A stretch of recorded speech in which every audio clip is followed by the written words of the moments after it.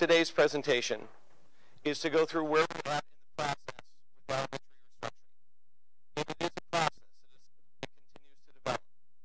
So we've met with the PTAs, we've met with students, with a number of different groups, as well as taking all the information from the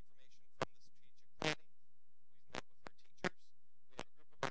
We have a group of our teachers today that are going to be presenting the model. And as we continue to look at things, we continue to come up with pros and cons in the different models. As I said at the beginning of this process, we're willing to take any ideas, anything that will work for the district. We've had some really great things that people have put out, some that we've been able to flesh out, some that we haven't. We had one the other day that literally I went back to our bond attorney to find out if there's something that we could do with the bond in order to work on a building. Turned out we couldn't. So we're continuing to look at different options. So what this process is when we get to the end of this process, administration recommends to the board. My recommendation will not be just one model. We'll recommend multiple models for the board to consider and discuss. And the board will then decide if they need more information, if they want to look at something different. So that's why we continue to gather information. It's the job of the administrative team to gather information. So part of today is gathering the information from you so that we can put that together. So we're in a process of transition. For any of you that have done any work within psychology, social work, counseling, we know transitions are hard. Change is hard. And I think some of us are at, oh, something's going to change. We've talked about how there are things about the district that need to change, that have been wrong for a long time. A lot of us are at the, how does this affect me? What does this look like for me and my kid? Some of us get to the, well, this is way bigger than I thought it would be when I just wanted the change. Any Dana? Like the Three Stooges. Yes, yes. Do I have to guess who's Larry, Moe, and some of us might be the, is this really the change I wanted? Because the reality is that in any change process, in a district of this size, the change is not going to be everything that everyone wanted.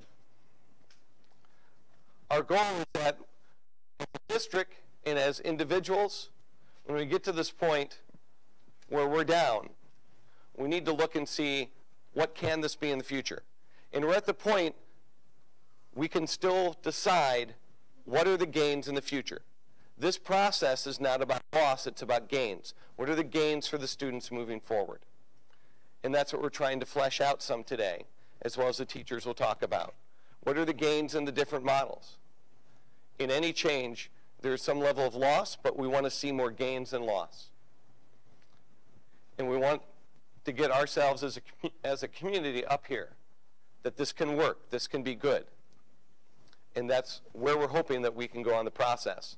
But realize we all go through this process individually and as a community anytime that there's a change. These are some of the things that we've gathered from the different parent groups and from the different meetings we've had.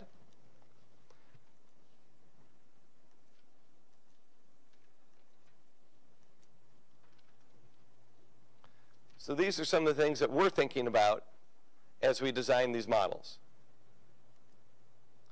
When the teachers work together, this is what they came up with in terms of how are we working on these models.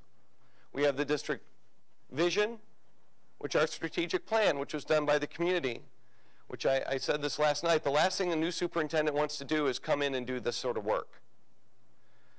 Trust me, if I could avoid this sort of work, this would be great. But the reality is there was a strategic plan done that talked about sustainability, equity, and achievement as a three-legged stool. So how do we do that? What's our stakeholder input? So again, that's part of today. What's our research? What have we been looking at educationally? We have a vast array of people with a lot of experience, teachers, administrators. Let's pull all that information together. What's best for education?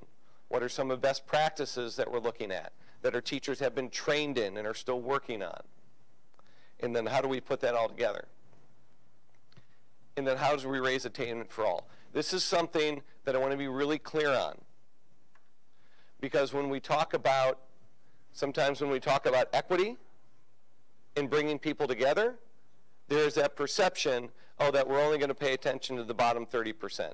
This is attainment for all. We want achievement for every level. We want to see every level go up. We want to see gains for the advanced students as well as gains for the students that are struggling. That's why in the high school we're doing the honors program with the APID. That's why we're looking at in the middle school bringing in the honors level Cambridge. We had a site visit yesterday that went phenomenal.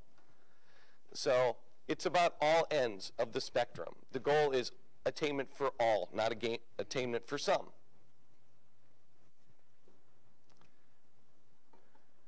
So this is a chart I use a lot. I use it with the administrators at the start of the year. What makes the biggest impact? And this is 50% is growth 1 year for each student. That's what you want to see.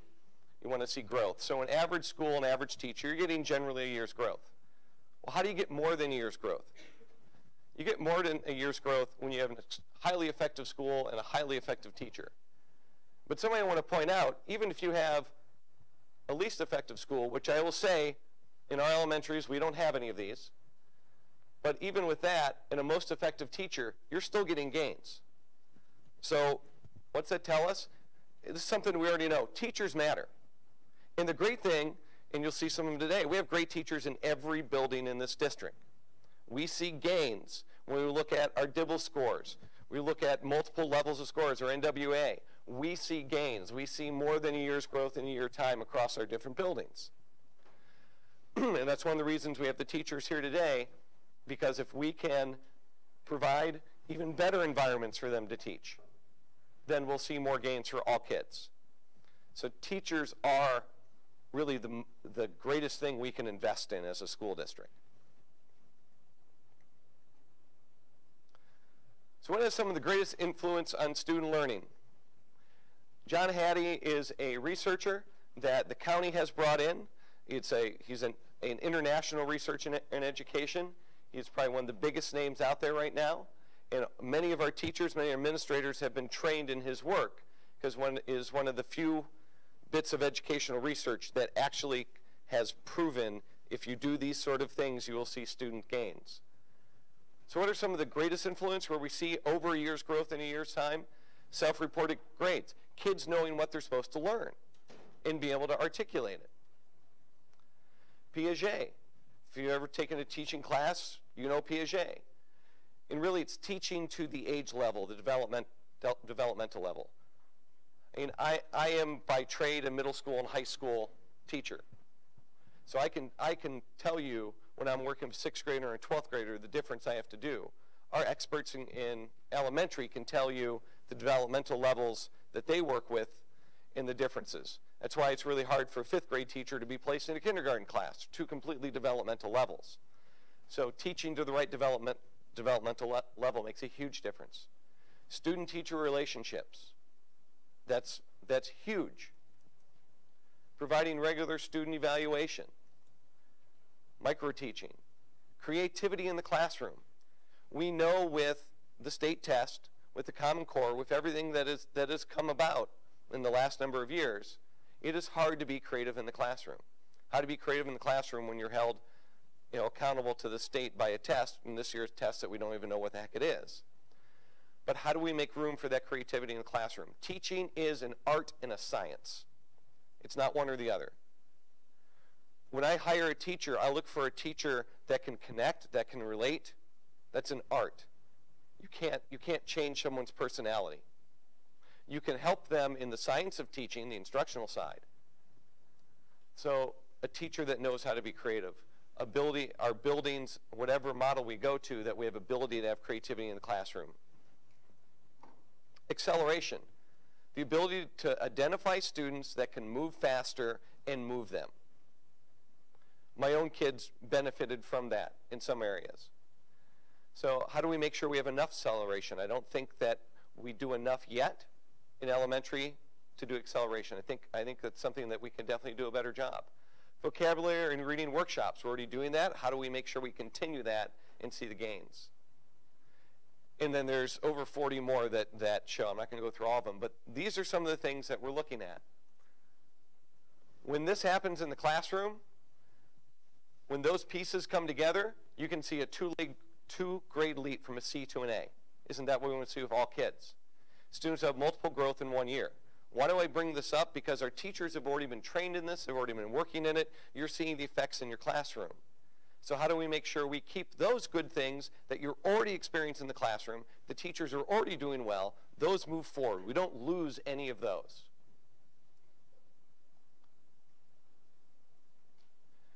So in Hattie's research, there's a meta-analysis that shows there's little gain in student achievement for reducing class size. Now that was when the meta-study was from 15 to 25. Those were the numbers that were used.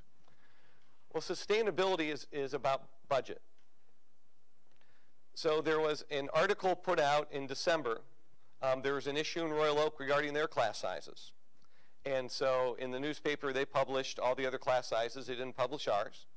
So I went in and looked at our second grade. And if you look over here, our second grade's a little bit of an anomaly. That happens year to year. So even if you plug in any of the other grades, we're at or below the class sizes of our neighboring districts. So, and I will tell you, many districts that I know elsewhere in Oakland County have elementaries in the 30s. That's not what we're looking towards. But sustainability is about how do we have the money to afford the teachers. Because 85% of a school district budget is staff. So it's important to us to realize that we want to keep a decent class size, but at a certain point there isn't a huge gain or loss in a couple students here and there. So right now we have 37 teachers, K-5, class average of 24. If we move to 25 and had 36 teachers, now we can have world language back. Yes, ma'am. I was going to ask you, is there studies about sort of points above 25 when teachers supposed to get affected? Not really. Not really. There's not. Increase the class to 50 and still get creativity in the classroom? No. Nope, you cannot.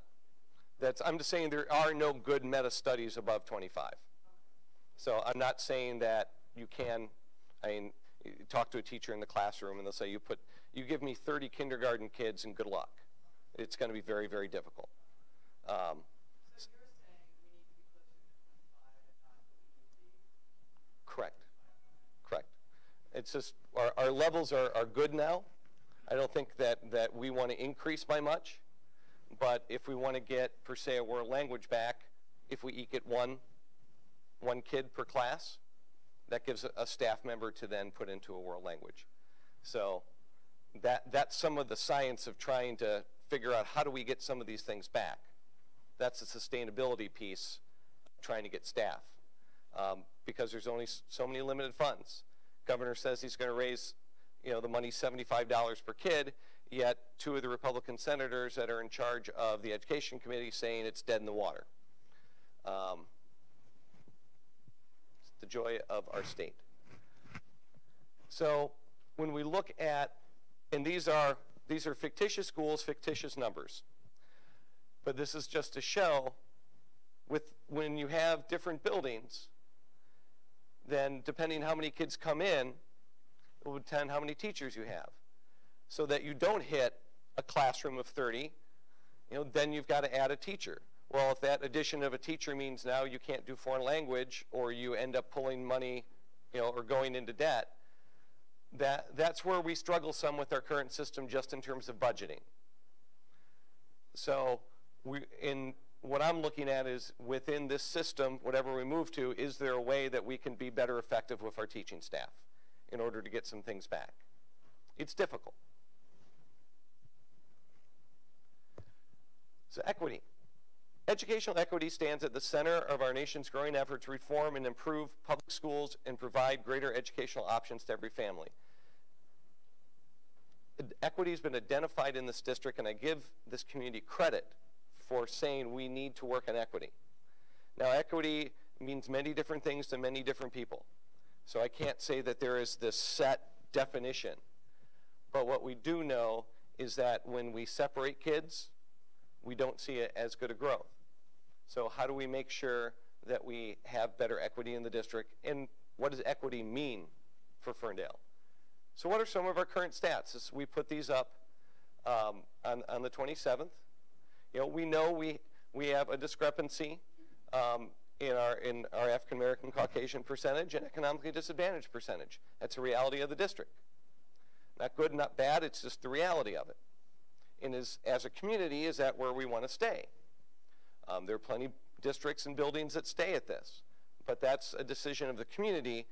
Is this where we want to stay as a community? Is this where we want to be? We know as a community we were a deseg district until '95. That is part of our history. So I said that's a community choice. There are communities that are willing to tackle this. There are communities that won't touch it with a 10-foot pole and won't look at it. That's a community decision.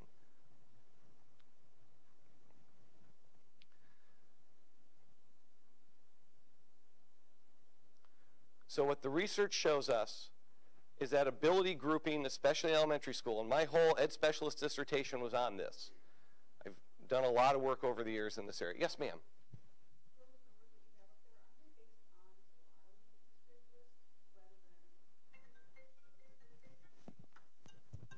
Excuse me. Sorry, if you can repeat the question. Yep. Mm-hmm.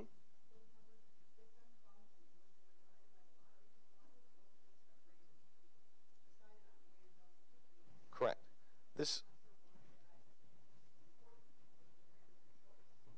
It's just where our current numbers are.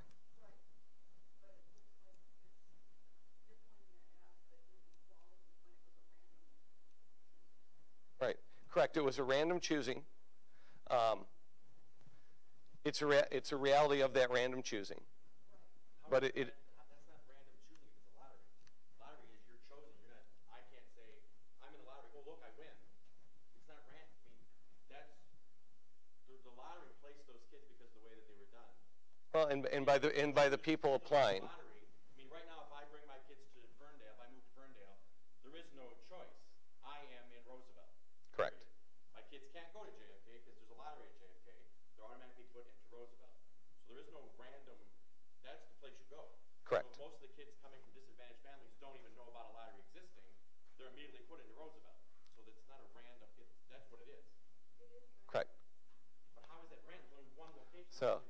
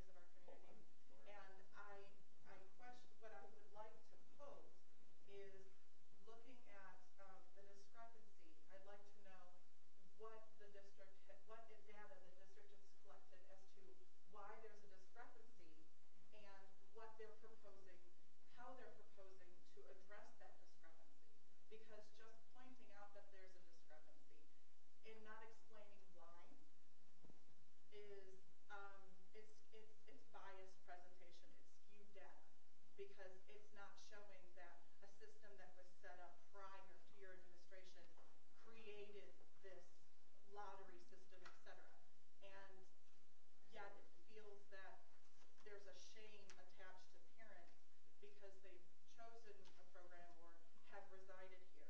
And I feel like if you're going to address inequity issues, you have to understand why inequity exists, and you have to tackle those issues in order to create a unified district. And so, I haven't heard that yet. okay, and there was a lot in there for me to respond to. So one, I'm not expecting yep, your response. yeah, I'm posing the question yeah. because Could you write it down? Because I'm not going to remember all of it. Oh, and one piece I want to hit on is that this is not the fault of any parent. This is a fault of the district. This is based upon the systems the district set up. As parents, you just choose. You go, I want to do this or I want to do that. The district set up the system. Due to the system the district set up, this is a reality of what happened. and created a culture of divisiveness. Correct, correct. And that's part of what we need to repair as a district, is to get away from that divisiveness, is to get away from people feeling like they're a winner or they're a loser. That people feel like they are not losers in any system. And that's something the district has set up and perpetuated. So that's something that doesn't get changed overnight, but is something that takes time to change. So, and if anyone has any good ideas in terms of, from your history of the community, of another way that we can move that bar, we can move that needle in the right direction, great. We will take any ideas you have to help move that needle.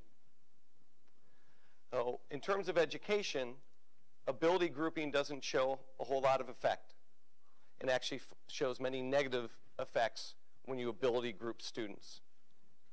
Also, ability grouping limits students' schooling, opportunities, achievements, and life chances. So, in a diverse classroom, all students can achieve. It goes back to that teacher piece. Are we training our teachers appropriately to know how to teach a diverse classroom? And I think we have. I think we've done a great job with that. We have some excellent, excellent teachers. So one of the things, when we look at good teaching, we want to see both traditional and progressive ways of teaching together. We want our teachers to be creative and to take the best of everything, and that's what your child gets, not to be shoehorned into anything. We want the district to shoehorn them. We want them to be creative and use the art of teaching. Something we have heard loud and clear in every meeting is that parent volunteerism and parent involvement is an essential part of a Ferndale education. So I wanted to make sure that I let the community know that as superintendent, I'm extremely supportive of this volunteerism, of involvement. We know there's plenty of research. When parents are involved, we see good things. Higher grades, students are promoted, regular attendance, better social skills. Involved parenting is an important piece of education. John Hopkins did research on what sort of parent involvement works within education. General parenting, communications, volunteering, learning at home, decision-making, community collaboration. Those are all pieces of parent involvement. So that's why we really want to have some type of office of volunteering, of involvement within the district, so that can help coordinate those. We do not want to lose any of our current volunteering. What we want to see is expanded opportunities. Volunteering, as well as helping parents in terms of what they can do at home to help their child. We'd like to form a community board committee to support and evaluate the volunteering involvement. So this would be a community effort to work on this. So this is supported district-wide. Yes, ma'am.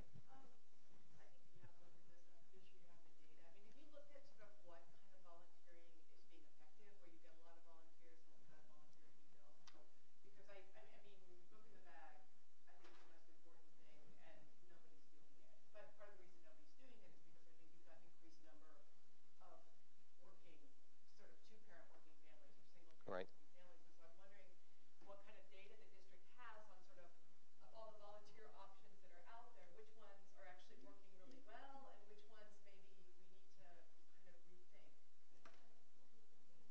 I think we have some of that data we're pulling together, and I'd rely on the principals to bring that in. And that would be part of this group to help evaluate that, of what is working. You know, and I'm sure in talking to the parent leaders in the different buildings, we can get a really quick idea of what parents volunteer for, what they're there for, and what's difficult. And I'm sure that there are some, you know, some differences across the district. But that would be part of this committee to work on that.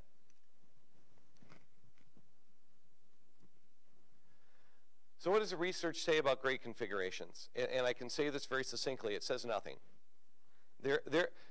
If there was something conclusive out there that said this is the configuration you should use to get achievement of all kids, we would all be doing it. And if you go across the county, across the state, across the country, you'll see all sorts of different grade configurations. So there isn't anything research-wise in education that says this is the holy grail of elementary schools. But most decisions are based on logistical, demographic, financial, and political considerations. And not any one of those tends to be more important than the other. I will tell you there's a lot in Michigan you know, that follow that financial piece, which is why we're looking at our building issues. Because, again, we have room for 7,000 and only 3,000. And each one of those buildings has a price tag attached to it, and that's money that can be used, especially within the classroom. You know, to particularly run this building a year, just in general maintenance and utilities, 150 to 200,000. That's 2 teachers. So, you know, that's one of the main reasons for looking at this. So I will never tell you there's any particular configuration that research says works. It's just not out there. So what's some of the pieces we've heard from the student voice? They love their teachers. They love the community service. A lot of them love the project-based learning, and that they like what that created with the other students. Some of the things, some of the same things that we've heard from parents, is that divisive division within the district that has been fostered, not necessarily by parents, but that's been part of what the district has done.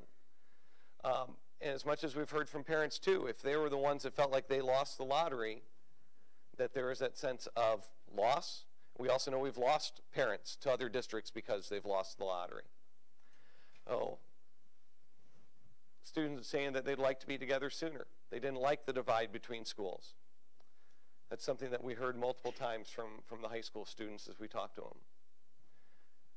When we met with a group of high schoolers, it was about 30, 35, the first thing they said they loved about the high school was diversity. And the question was, okay, talk about diversity. How did you feel that you had it in elementary? Some of them said, you know, we didn't feel like we had it. Said, you know, and this was, if you remember, our kids in elementary school were the ones that were at JFK when it had multi-age and open, as well as our students, our seniors, I believe, had the Roosevelt, Wilson, Coolidge experience. So they talked about if we had different programs in our school, we didn't even see the other kids or we didn't interact, that they didn't like that. If they didn't have new kids, they didn't have that diversity. We put this down, this one student's very articulate.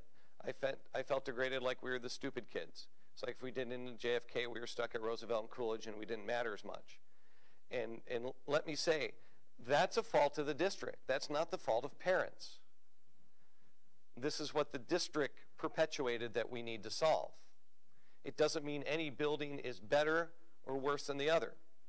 Just as much as a student from Roosevelt and Coolidge can say, I felt like the stupid kids, a student from JFK could say, I felt like I was looked down upon because I got into JFK. That was a result of the district, not of kids, not of parents. And that's something that we need to solve in this process. What's some of the teacher voice? Smaller class sizes, strong leadership, diversity, equity. So project-based learning. So we see world language. We see a lot of connection between parents, between students, between teachers. You know, I look at the updated materials, and the first thing I think is, my God, I want to get budget money there. But what goes? You know, do I say I need updated materials and therefore I don't do world language? And that's how tight the state makes us with our budget. So within the 2 different parent groups, and we had pretty good equal representation in both parent groups. These are some of the top areas that they talked about. And so we can see world language is one that comes up everywhere. You know, we can see some differences between the 2 buildings in terms of what they want to see. It shows some of our divide that we need to come together on, that we really need to be one Ferndale with. So, but these are all areas that can be addressed as we move forward. Yeah. Yep. My understanding is that when the pieces were put up and all the dots were put up, the dots were counted and percentage was based upon percentage of parents. It did occur. It did occur at Coolidge. Yep. Yep. Yep.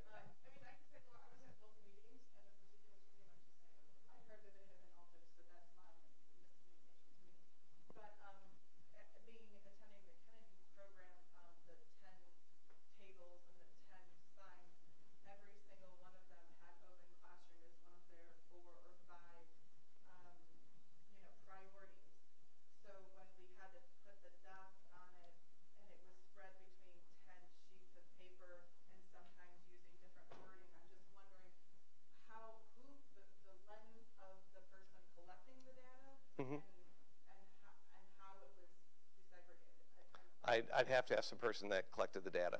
Who would that person be? Yeah.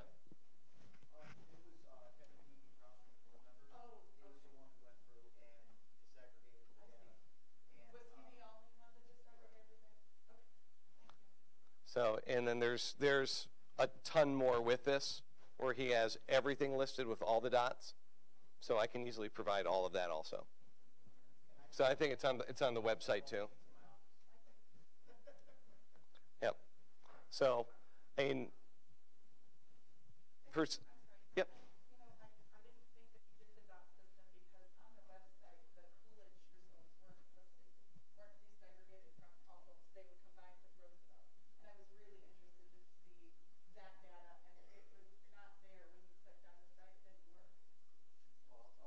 Yeah, Coolidge Roosevelt's together, their PTAs together.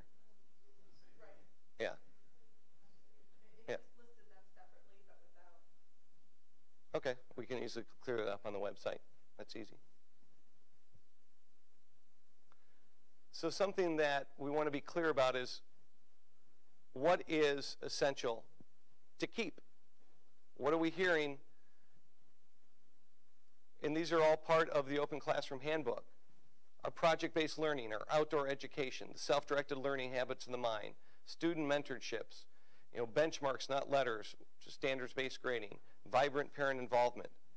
These are all pieces that we've heard from the community that are important to a Ferndale education that need to be part of every model. And every model that's going to be presented by the teachers have all of these. They might not be named specifically because we didn't want to overwhelm each slide with a ton of words. So these are part of every model. So as you look at every model, everything, this is in every one. As well as our band or orchestra, music, art, and gym. Band and orchestra continues just as it has been. Special education programs, current intervention programs, current curriculum and workshops. We're not taking anything away that's currently being done. But what can we gain? Some enrichment opportunities. Now, I use this phrase, and the teachers reminded me that it's the wrong phrase to use. We should be really talking about acceleration as opposed to gifted and talented. But how do we get more enrichment opportunities for advanced math, some international honors level curriculum, especially if we're able to put Cambridge in the middle school, helping students prepare for that.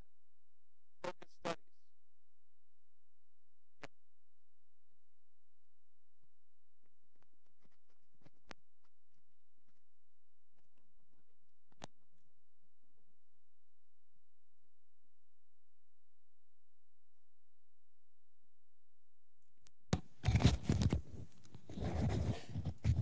And there we go. Focused studies, built-in enrichment time, systematic support starting at kindergarten. We don't have consistent systematic support. We want to gain world language. We hear that loud and clear. But how do we do it with the budget, and how do we do it with instructional time so we make sure we have enough time to cover the curriculum and get the achievement that needs to happen? Can we get one-to-one technology? Once again, depends on budget. We can use some bond money, but then it's a matter of continuation of working that in the budget every year. How do we make sure that, that we're gaining district funding for maintenance of buildings? When the bond is up, there is no maintenance money. We don't have a sinking fund. The district does not have any. There's zero line item for ongoing maintenance in the budget. We use the bond money for that. So if less buildings, how do we make sure, have more funding for what we have left so we can keep things up? A sustained right-sized district. We lived on our alternative ed for way too long. So how do we make sure we have a right-sized district so that we can budget appropriately every year? We need to make sure that we can do that. And that's something we have to do in the short term so we don't go in deficit. One of our neighboring districts is going $9 million into deficit. That's going to decimate their education. Ferndale should not ever be there, and there's no reason we need to be there. We just need to make some intelligent choices coming up. Focus on some more extracurricular opportunities and focus on professional development for teachers. Those are the areas that we want to gain, that in this process we want to see move forward. So I'm going to have the teachers come in, but the three models we're currently working on. It's Model A, which is a K-5 open classroom school, a K-5 international Cambridge school. Model B would be 2 K-5, what we would call neighborhood or community schools, where students would be assigned. And Model C would be taking the open and the Cambridge structure, putting those pieces together and creating a K-2 lower and a 3-5 upper. So those are the three that we're currently continuing to flesh out. So before I move on to the teachers, are there any particular questions of me? And I'll be up at the end also to take questions. Yes? Model B, what are you looking at? What programs? I will have the teachers will, because they can articulate that much better than I can. Yes? I just want to go back to this point of volunteerism again. And I Yeah. actually found this list of things that are counted as volunteerism really instructive, sort of parenting the things that happen at home. And how do you measure that so that people who maybe don't think some people are volunteering see that they are volunteering? How does one make that visible, or does one have to make it visible? I would go back to, that's why we need to have that community group to talk about things like that, because what I'm able to do as a parent is very different than maybe what John can do as a parent. When I had kids in elementary, I wasn't able to get into the classroom, yet I helped build the playground on a whole bunch of Saturdays. Or I ran the cotton candy machine at the fair on a Friday. But I also did a lot of things at home with my kids. And we know like last week with Gretchen Abrams with our Latchkey group, it was the largest group of kids ever. So we know we have more parents working, which is great. I'm glad the economy's coming back, but with that working, there are different ways we need to engage parents to volunteer. But that's part of, because it's so important in the community, we need the community as part of that conversation. But then there's no data on sort of ways that that's been made visible to communities, kind of this invisible from that entity.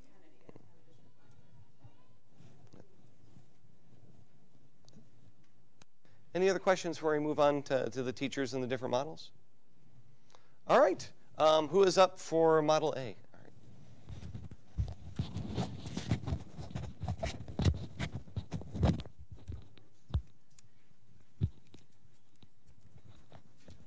You get the illustrious microphone. Okay, I'm pretty sure they can hear me. Oh, that's right.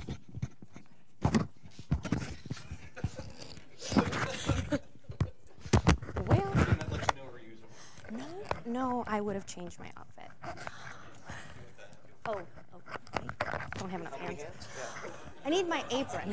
What I really need is my apron, and how to operate this. Okay. Good morning. My name is Danielle Cover, and I teach first grade at JFK. I've been in the district 5 years. I've taught both in multi-age and open classrooms, and I've taught in the open classroom for the last, 3 years? 3 years. I've had 3 classes of first graders since then. And I will be presenting Model A, the K-5 Open Classroom School and K-5 International School. They are very similar to the detailed models that have been passed out or previously given on slideshows to the PTAs. And so this is a collection of research as well as pros and cons that have come from the different community meetings, from parents, from teachers, and even from collaboration from the high school students.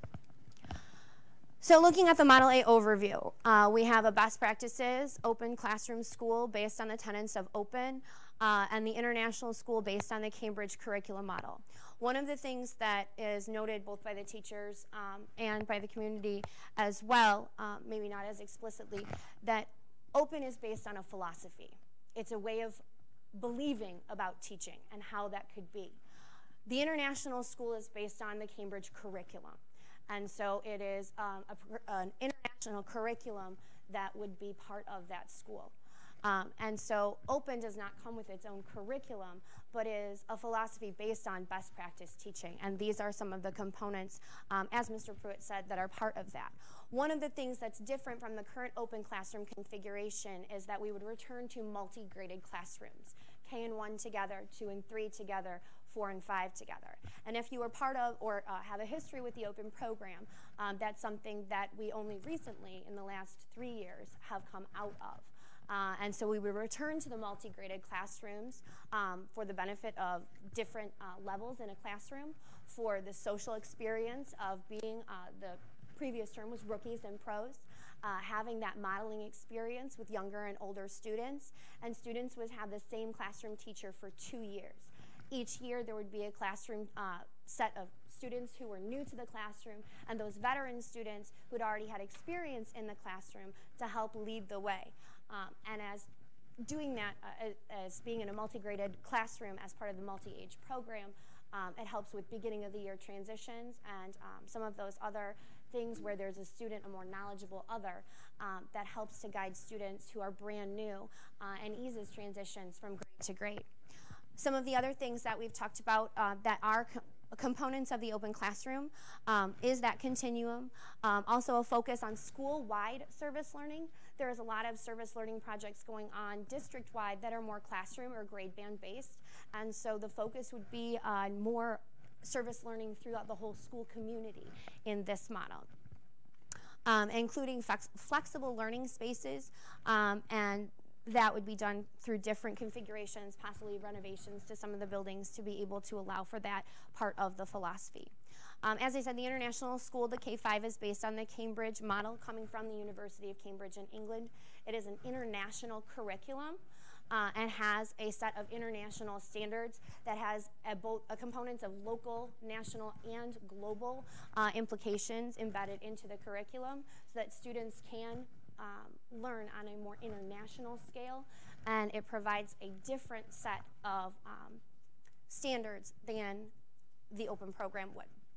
The emphasis as well is on self-directed learning, but also a focus on higher order thinking skills. Requires one world language and the one-to-one technology 3rd through 5th grade. At the bottom is the parent involvement components, some of which are in place now, some would be new. And as we were talking about before, one of the things that I did want to comment on as I was thinking about the volunteerism component, the skills-based pullouts from a teacher perspective, those are some of the most influential in our school.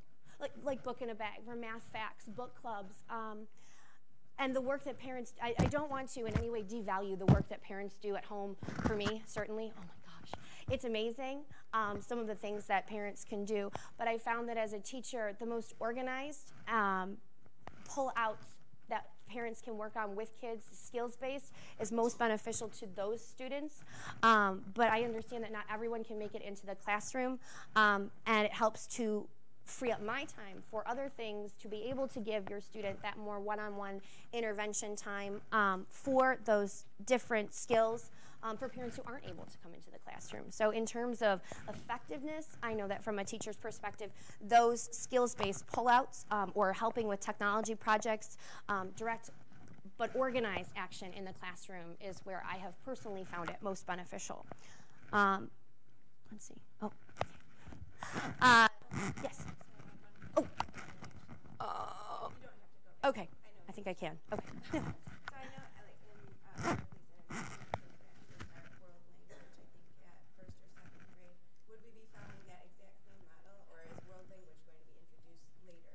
The international model in Berkeley is based on the International Baccalaureate, which is a different program. But I do believe that it would start in kindergarten, which may or may not be on one of the slides. That world language would start in kindergarten and go all the way through 5th grade. Music would start before 5th grade. It would start learning an instrument. It would start. Oh, band and orchestra? Yeah. It would be 4th and 5th grade. Don't forget the recorder in 3rd grade. Oh, I know. That's Okay, it. that's not, Can we I don't want any parent not to have that experience. A recorder in 3rd grade. Hot cross buns, hot cross. Yeah, I still know. I'm sorry. I'm just having a little harder time wrapping my mind around International Cambridge. It seems to have like its own language that I don't necessarily understand right away. Like, what does it mean that it has international implications? Or I'm not exactly sure I know what higher order thinking skills are. I could focus on that. I'm sorry. The international. When you were talking about it, you said like it has sort of global or international things. What does that mean? Specifically, our Common Core standards have a more national and local focus, especially in the state of Michigan, and that we're still a hybrid of many of the different local standards where Common Core has not taken place. And so the international standards are more to be able to compete on an international scale. Frequently you hear in the news how the United States does not compete with their international counterparts, and there are 9,000 schools over 160 countries who have embraced the Cambridge model in order to have a more global focus, where our current Common Core curriculum has a more national and local focus. Does that make sense? Okay. Oh, yeah. How does the Cambridge International compare with the International Baccalaureate? Because I understand the International Baccalaureate program, so how does it compare? Are they very equal? I don't know per se whether they are equal on terms of curriculum. I'm not actually well versed in the International Baccalaureate myself. I know that there are tenets of the International Baccalaureate program in Cambridge, as well as some of the proponents of Cambridge are in the International Baccalaureate, but I couldn't actually say how they were different. I know that price is a big factor as oh. Super. Hi, everyone.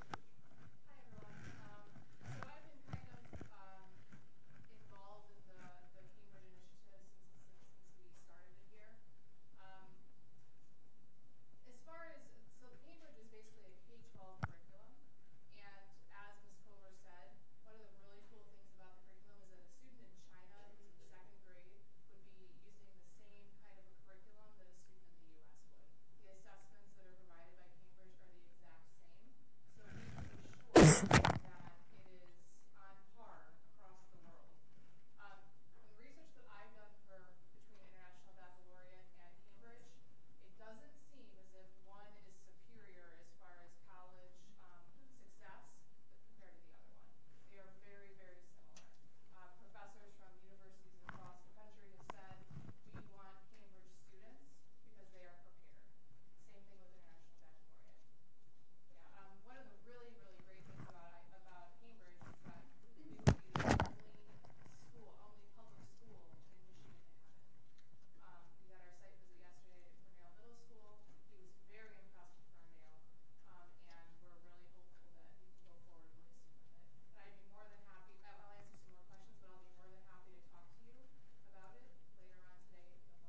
more questions. You can have mine.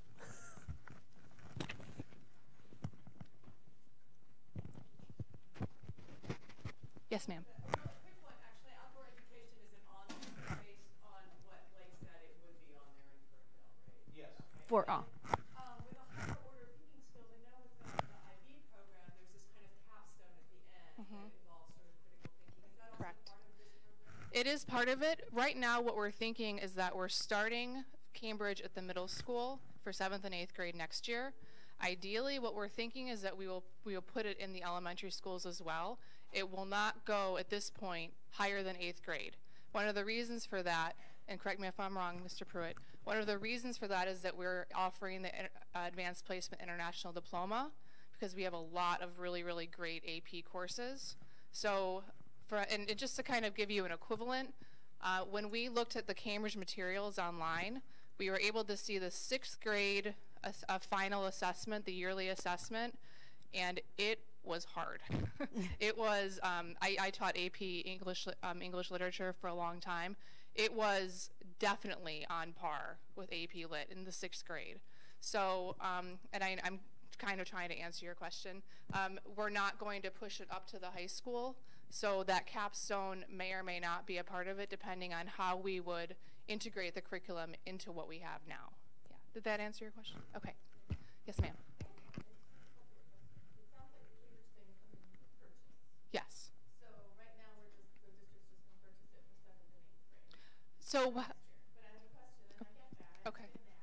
And if you go with this model, I presume you would purchase it for K through 5 as well. well, let me clarify that, because it is a little bit strange. So Cambridge offers for purchase either K-5 or high school. But with K-5, you get middle school, and with high school, you get middle school. So when we purchase middle school, we're actually technically purchasing the elementary years. We just kind of get the middle school as an added benefit. Can you try to say the cost really quick? Sure, absolutely. The for the K-8 curriculum, it is $4,000, which is a pretty good deal. There's also an application fee for that pays for the site visit, which we had yesterday, and the application of $2,400. And then there are some materials that are optional that you can buy, but we haven't gotten there yet. So I'll let you know in a couple weeks. Go ahead. Mm-hmm. Is it effective to just do it for 7th and 8th grade? Well, we're kind of trying it out. One of the reasons that we really want to provide those middle school students with some enrichment opportunities that haven't been there as much as parents have wanted. So we're trying it out there with incoming 7th and 8th graders. And then another reason why we didn't want to put it anywhere else is because we haven't made this decision yet that we're talking about. Yeah. If it's effective for just those 2 or 3 years once the 6th grade moves over, and then Mm-hmm. so you don't have it from K through 5, but you have it 6, 7, 8, you don't have it for 9, 12. Right. Apparently it's a different curriculum, Mm-hmm. a different way of teaching. Right. Is that going to, I presume you look through and make sure you have transitions Yes. and make sure it all works, but I'm just Mm-hmm. kind of curious how that would flow. Sure. One of the things that we had to provide for Cambridge was a detailed plan for how we were going to implement it next year. And embedded in that plan, and we did it month by month, we have Cambridge coming, assuming that we're approved, which I'm assuming that we will be. We have Cambridge coming this summer to train our teachers. And what we're planning on doing is training the middle school and elementary school teachers together. We also have we will have ongoing professional development as soon as we get our hands on that curriculum so that the teachers can start getting familiar with it. And then throughout the year, Cambridge provides ongoing online training. So will it be effective? I guess, it's kind of a trial year. I would assume that anything that we provide as far as enrichment and an honors program will be effective. Okay, so I want to just tag on to that really quick. A friend of mine who was superintendent out in Federal Way in Washington, they use Cambridge quite extensively. And whether a student comes in 6th grade or 3rd grade or high school, it's the fact of the high order thinking, the inquiry based, that it's not necessary that you have to have any particular program to be ready for it. You just have to be ready to work. And then it helps the students prepare for that AP level. Because we also looked at AP Springboard, which is another program for the middle school, but we found that Cambridge was a little better in terms of preparing students for that upper level work. And we wanted to have something that we knew had some validity behind it so that we could benchmark that, yes, our students are improving and achieving at that honors level in the middle school. I'm sorry. Well, from what I understand, Cambridge at the middle school level is something they test into. When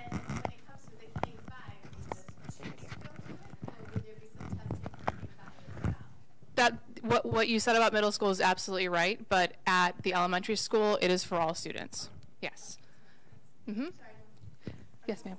So we've invested the $2,400 already with the application fee and the site visit, and then we're committed to purchasing the curriculum already. So we're committed to this program, from what I understand, at the middle school level. Well, either we have to pay the application fee. Whether we decide to move forward once we hear from Cambridge is still is yet to be decided. But for the most part, this is the way that we have decided would be best. One of the reasons, and I wanted to kind of continue with what Blake was saying about Springboard, when we were doing all this research about IB and Cambridge and Springboard, one of the things, and as a teacher, I did not like is that from what I read, a lot of teachers did not want Springboard because it was a script, and Cambridge is not like that. So, I don't know, Blake, do you want to speak more about Ms. Bellamy's question? My next question is Oh, related to okay. methodology. My next question was, Cambridge in and itself is not an honors program. No, it's not. So the presentation for the middle school Mhm. is, the bill is that we'll have an honors program at the middle school. So Mhm. we're just coining the Cambridge program as a honors program because we feel it's more rigorous and et cetera, and more proven.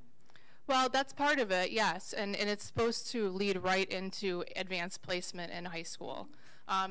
Ideally, what will happen is that when we put it in the elementary schools, if we put it in the elementary schools, it would prepare every student to be in that honors level program. Understanding. Not an honors program. I just wanted that clarification. No, at the elementary school, it is not billed as an elementary program. What we're doing in the middle school next year is putting it in as an honors program for those students who feel that they really need that additional enrichment. So Is that? But it's standard curriculum, just international standard. Yes, that's right. Yes. Ma'am? So if you implement Cambridge in the middle school, then the chances of the students who have the best chances of testing into it are the students who have Cambridge training and have learned to work hard.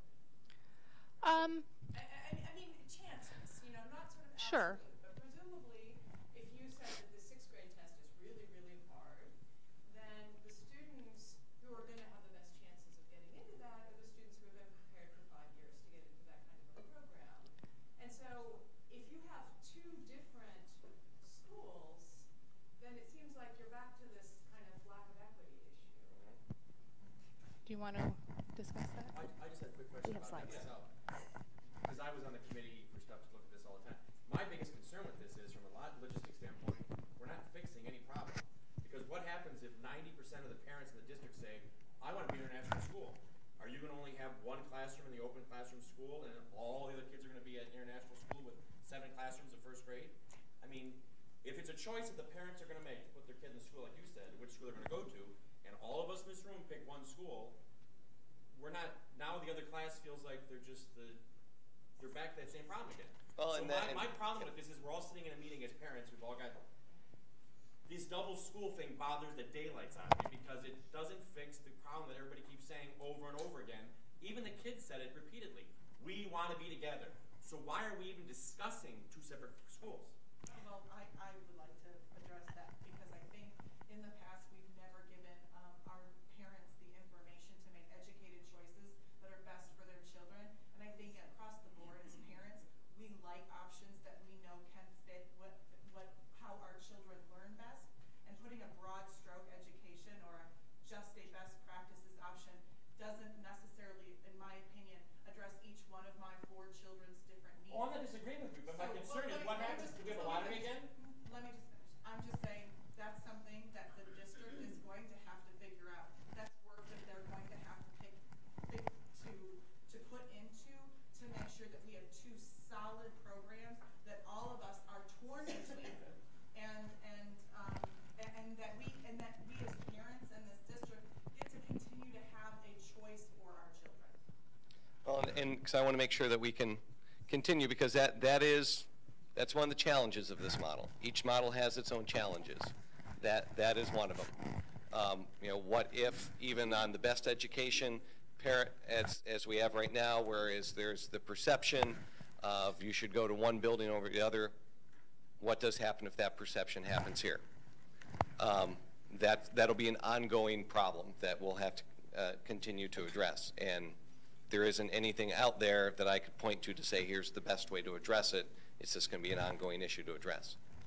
Except that it's complicated by the fact that now you've got a middle school honors program that you have to test into. That complicates the two honors program in ways that it's not complicated if you just have two separate schools and then everybody goes into the same middle school. But in either building, you're going to be looking at the same state Common Core curriculum, the same level of preparedness.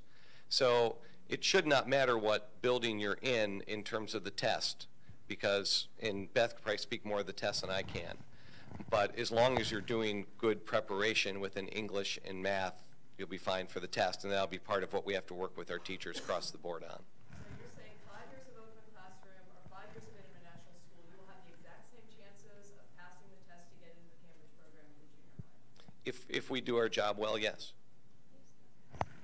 Yeah. Even though there's no curriculum in the open classroom, as Danielle said. No, there's no curriculum. The Common Core is our curriculum. We aren't just making it up as we go along, I promise. Well, she is. I am. I totally am. You know I am. I'm good. I'm attached. Right. And there was something, oh gosh, brain. I need a pen. There was something else that I wanted to attest to, but I've forgotten. Yes, there are challenges to this model, and that is where we're headed. We have pros and challenges of each model, because with our impact from the community, with our impact on students, we had to weigh the pros and cons for each of these different models. So there is no solution that is going to make everyone happy. So we have to weigh the alternatives for the different groups, and these were the models that were generated based on the feedback that we received from the community. Yes, there are challenges. Yes, there are pros, but that is what we're trying to work out. That is why these meetings are happening, so that we can come together and try and figure out, okay, which one is working? What suggestions do we have? What alternatives can we suggest? Because each person in their own little think box can come up with one idea, but unless we share that out, we aren't going to be able to advance any further than the ones that we have. That's why we're here. That's why I'm here. I'm here for the betterment of all Ferndale students.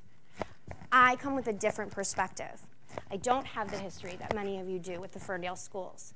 I don't have a student in the Ferndale schools, but I am invested in the children that I teach. The children who come through my door, but the children who come through Ferndale's doors. Those are the kids that I am responsible to educate, not just the ones that I walk through the door, who walk through my classroom door. And so we have to take more than our own school's perspective. We have to look at this locally as a Ferndale community, and that is how these models were generated. And that's why they do have pros and cons for each of them based on the feedback that we've received. So, moving forward, maybe. Okay. One of the things that I did want to touch on was the styles of learning. One of the things that has been difficult when we talk about the different programming is determining the learning style of a 4-year-old. Not only has it been shown that learning styles change over time based on developmental stages. When you're 4, you're a kinesthetic learner. I can nail it pretty much on the head teaching 1st grade. You want to move. That's no surprise to anybody. But as you grow, as you change, your learning style can also change. You may always have a preference for that, but students at 4 and some 5-year-olds don't have that. And so when we base our decisions solely on learning style, that's where a decision that you make for your child in kindergarten can end up changing over time. Good teachers realize this, and that's why teaching changes. But it's more about teaching strategies and not teaching always to specific learning styles. Learning styles also change from subject to subject. In math, I'm a visual and concrete learner. In English, I want to hear and see. Those things are specific to me, but are also very common among students, that subjects and age determine learning style. But learning strategies, what teacher brings to your child's classroom, Those are the strategies that change how children achieve. So using the appropriate strategies to meet that child's need where they are in that moment, at that time, for that subject, that is where success occurs. So one of the challenges that we face is defining learning strategies versus learning styles, and picking and hoping that the style you've chosen for your child at 4 is what suits them all the way through. So that is one of the challenges that we face, but also knowing as a parent, being able to see who your child is at 4 is something that you can see differently than we can. So knowing that and having that information is important. Really quick, just so that everyone knows, if this were the model, if there was room, if you decide at the end of 1st grade you want to move to the other model, we'll allow that. It'll be, both buildings will be open. It's just a matter of, with any time that there's a choice, if there's room. And we know that, that's based upon building space and teachers. But so it wouldn't be that you're locked into the building K through 5 if you wanted to transfer. I was just going to say, I mean, the stuff that we're getting from the Office of Teaching and Learning at Wayne actually says that a lot of the research about learning styles is flawed, and that it has to do much more with best practices. So, but at that end, we're getting stuff that supports learning styles. Which is important to know all the way up to higher education, that's something that we have consistency on. And so that is kind of what this page says. Okay, moving on. Model 8 pros. When we're presented with these two options, that we do have choices, and they're both gold star choices based on what you know as parents and about what we know as teachers for the different schools. It meets the needs of 2 different learning styles, as they are described by, or as you ascribe to your children. There would be fewer transitions in this model as opposed to some of the other model that will be presented later, from building to building as they go on. Multiple building options or configurations, it doesn't mean there are different buildings that we could use for this model. And being able to align in each building, one of the things that's really helpful in a K-5 building is being able to talk about what's coming before and after, and housing that in one building with one program would be one of those pros. Being able to see kids from kindergarten to 5th grade is kind of awesome. And being able to maintain those relationships with families, starting from the very beginning until they exit your school 6 years later, and watching them grow is kind of awesome. Being able to have student mentors, high to low. And this model, there would be mentoring, but it would be a little bit closer in age range. And in the K-5 model, you'd have the opportunity for very young children in kindergarten to be to be mentored by, sometimes mentoring, it depends on the student, by students about the ways of the world and our school and our community. As with all of the programs, bringing the community into the classroom and continuation of the open tradition. Some of the challenges that we face with this model is, as I've ascribed to already, is that we have a difficult time determining a lifelong learning style for a child at 4 years old or 5, depending on their age entering. One of the other challenges, as was addressed, is that we may face a possible lottery depending on program choice. And one of the things that we do struggle with now across the district is being able to balance our class size. The class sizes are different from Roosevelt and Coolidge over to Kennedy, not by many, but by a couple. And with some of the different models, we'd be able to balance all 6 or 7 classrooms a little bit better in some different configurations. Being able to collaborate across the district is something that's very helpful. And while we could still collaborate on teaching styles and best practice, having different programs that have different philosophies makes that a little bit more challenging. And one of the things that was on an earlier slide was that the best thing for kids in education is not one sole program or philosophy, but being able to combine tradition of education that have worked, but also progressive and new models of teaching that as they come about. And so this kind of limits some of that traditional thinking as well. Oh. Currently, we have different programs in different buildings, and there's collaboration amongst teachers, so it wasn't in the program, the separate programs don't seem to be an issue. Are you saying that instituting the Cambridge program no longer follows the Common Core, in which where you've been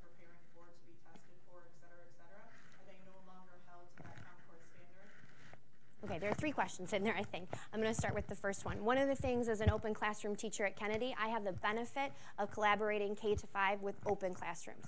Collaborating with other teachers in other buildings is infinitely more difficult. So being able to collaborate cross-district is not as easy as it sounds. While there are opportunities for us to get together during the school year, they are limited. And we have to find that time on our own time with differing schedules, different end times, and be able to make it work for everyone. So That's a district problem. that is, but I was saying, I just wanted to make sure that we're really being clear here on exactly our pros and cons. right, but so if they were all at the classroom or all in an open school, that would make collaboration easier. K-5, we could collaborate on an easier scale, so that part would be. The logistical issue of, and this is any district with different buildings, you have bus schedules. You can only have so many buses, so you have to have different start and end times of buildings. Or we'd have to spend $700,000 to get 7 to 10 more buses. Or we'd have to stop busing to have same start and stop times. So different start and stop times, according to teacher contract, with the early release, all of a sudden you have a half-hour, 45-minute differences in your teacher times. So it is limiting as opposed to where you can walk across the hall or you can get together for lunch. And is it insurmountable?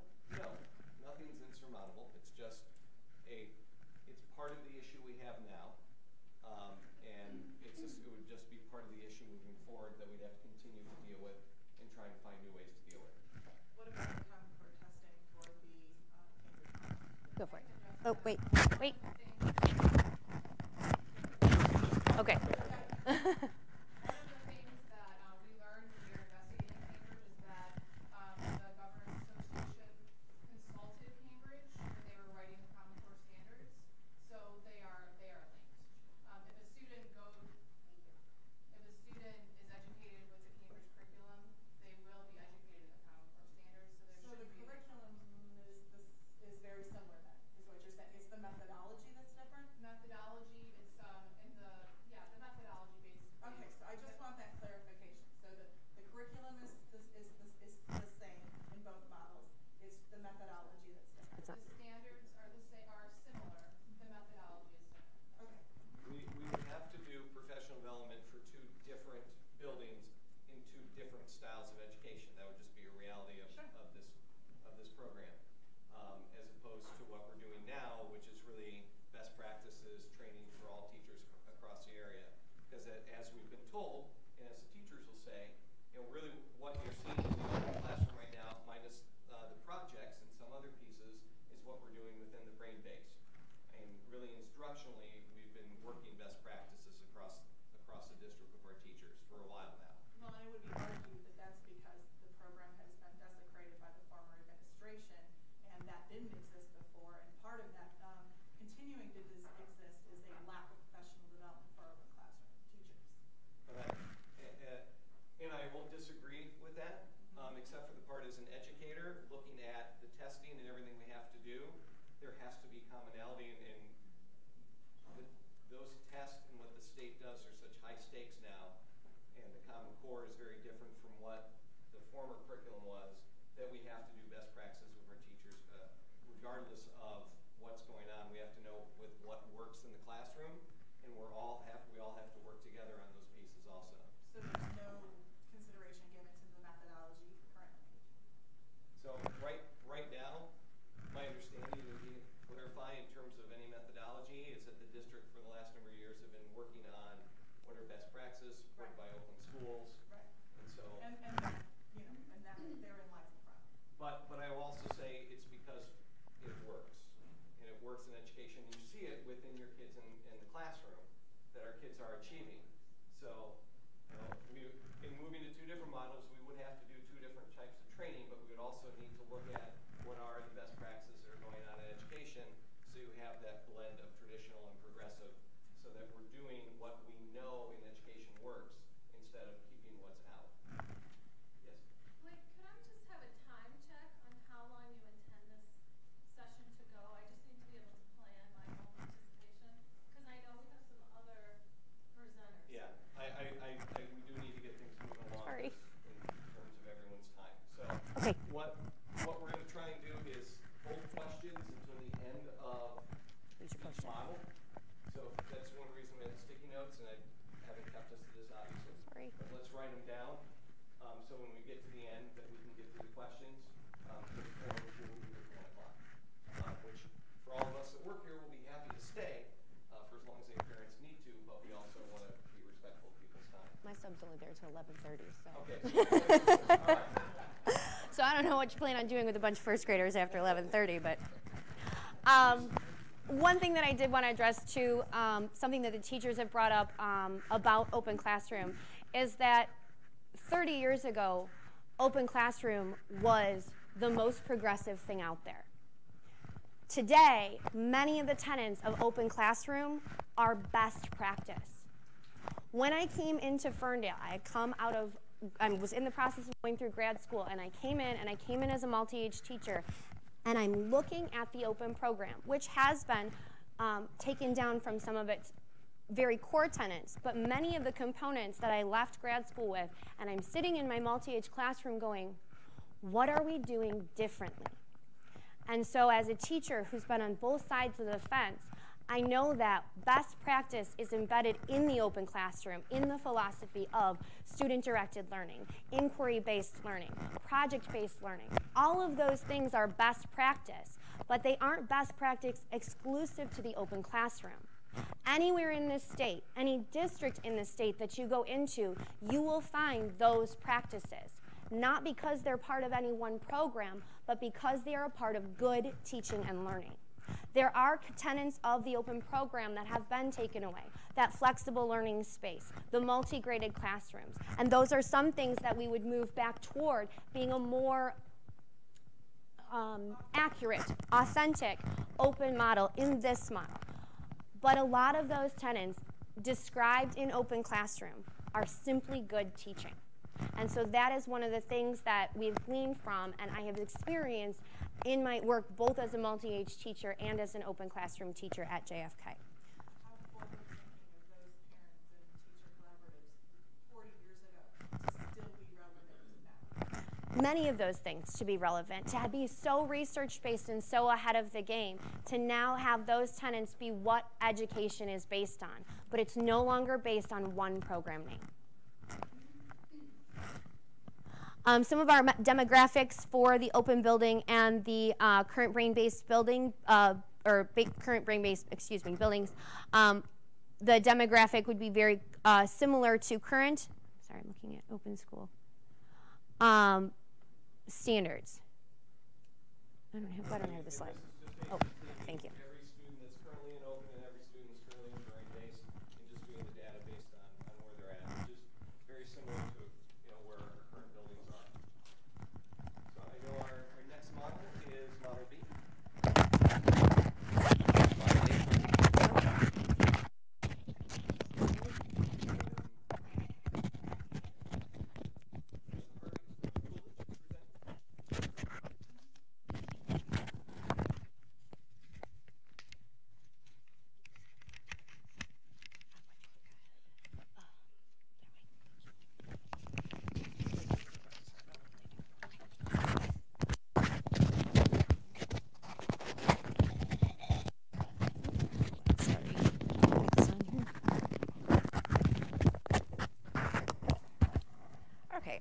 My name is Lisa Harvey. Currently, I am the reading specialist over at Coolidge.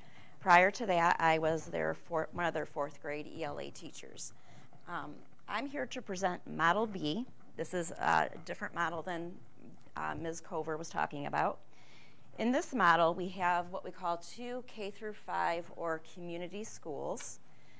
The way that it would look is it would be based on best practices. There wouldn't be any one program that would be stated to be at either school. It would be a blend of what we know now as to be open and traditional, and it would incorporate the good points of both, but as Ms. Cover just stated, best practices is embedded in the open as well as what we can currently do in our brain-based teaching. So the one thing that would be new in this type of a school model is the visible thinking framework. This is a current professional development that's being offered to teachers, And it is basically a method of teaching where you incorporate routines and specific questioning techniques to help teachers and students see their own thinking and their thought processes as they're learning. So that tends to lend itself more towards student-directed, but it also see exactly the differences in styles and thinking in their individual students. Another component of the two neighborhood schools is we would still incorporate what we're all doing now, which is critical thinking strategies across core content areas. Again, it's just good teaching, best practices, what we've learned, what we know as teachers that works in our classrooms. We would continue focusing on problem solving and collaboration, having students work together in groups that they can work together, collaborate, and that's part of the project-based learning. We would be keeping what we currently do now across all of our elementary schools, which is the workshop models. We do that with our readers and writers workshops, and some schools are starting to incorporate a math workshop as well into that. And then with workshop models, it lends itself to differentiated learning, which we can target individual students and small groups work also for differentiated learning. Again, it's self-directed learning components. So with the two best practices, we're gauging our best practices and using these types of techniques to see how a student learns, their learning styles, their thinking, and that will help lead teachers in their focus of instruction. We're going to first look at what the pros are, the pros, the best parts of having two K through 5 neighborhood schools. The first one would be consistent professional development K through 5. Everybody would be focusing on the same type of teaching philosophies, and the professional development around that would pretty much be the same for both schools, rather than having to focus with the first model that we looked at, where teachers at the international school would have to be trained more on the philosophies and curriculum involved with the Cambridge model, as opposed to the teachers needing a little bit of different professional development and training for the open program. Another pro, just like in Model A, fewer students would be K through 5, so the transition would occur just like in that model after they leave the elementary school and go on to the middle school at grade 6. No polarized programs. There aren't those two programs out there that some family members and some people feel cause a divide in the community and a divide between families and schools. There's no polarized programs. And with it being a neighborhood or community school, there's no need for a lottery. There's not people thinking, oh, I lost out, I didn't win the lottery. The buildings would be assigned by neighborhood, which we'll talk about that a little bit more in a moment. Best practices would include, as I said, the open tenants. We keep the project-based learning, the parent volunteers, workshop models, things we're currently doing at the elementary level and the most part anyway. But we would also incorporate the Cambridge model. We were looking at the Cambridge science curriculum in particular, that even if we didn't adopt one school as a Cambridge model, as in Model A, we would still try to incorporate some of the Cambridge science curriculum into our K through 5 schools if we did these two neighborhood community schools. And then again, the Harvard research-based best practices of what we just know good teaching looks like. At the same time, we would still be honoring the open tradition by incorporating that progressive style of learning with what is currently known to be the traditional learning process. Now, here are some of the challenges to having two of the K through 5 neighborhood schools. It is a challenge that students will be assigned buildings. It's going to be difficult to divide the boundaries to be equitable between the two schools. So transportation is going to be an issue. And depending on the movement of people in and out of our community, We may have to revisit the boundaries each year to get more equitable so one school is not significantly larger than the other school.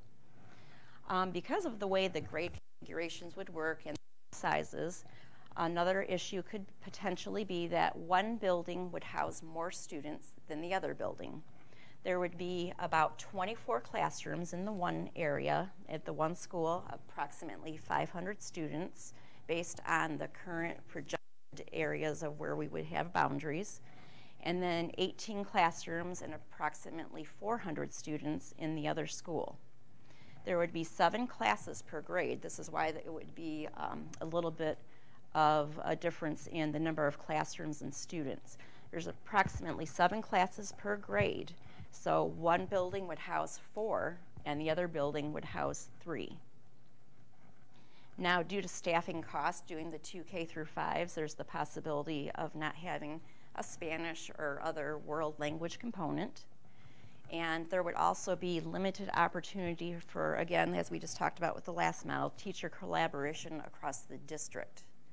In schools it happens, but across the district it's very important to have that type of collaboration, and especially with having the same program, we would like to align with each other. So that would be something the district would have to focus on working out. And there would be an inability to balance the class sizes across the district as people moved in and out of the specific neighborhoods. And it would move away from what's currently a separate open program. It wouldn't be a specific program housed within either school. It would be blended with the other best practices. So those are some of the challenges. Now, depending on the division of the district map, so we've been looking at the map and where students reside within our community. As I said on the last slide, there would be approximately 500 students at one of the K through 5 schools, and then approximately 400 students at the other K through 5 school. So those are some of the things that we have to consider. It could be looked at as, you know, part of our challenges like we just talked about. And so fortunately my presentation is a little bit more brief because it's all one program, just 2 different schools. So I guess now's the time to take questions. Yes? Yes, yes. Wherever there's an availability or an opening, that they would go to that school. So they wouldn't, it would no longer be that if you come in schools of choice that you're just automatically going to the school. Yes?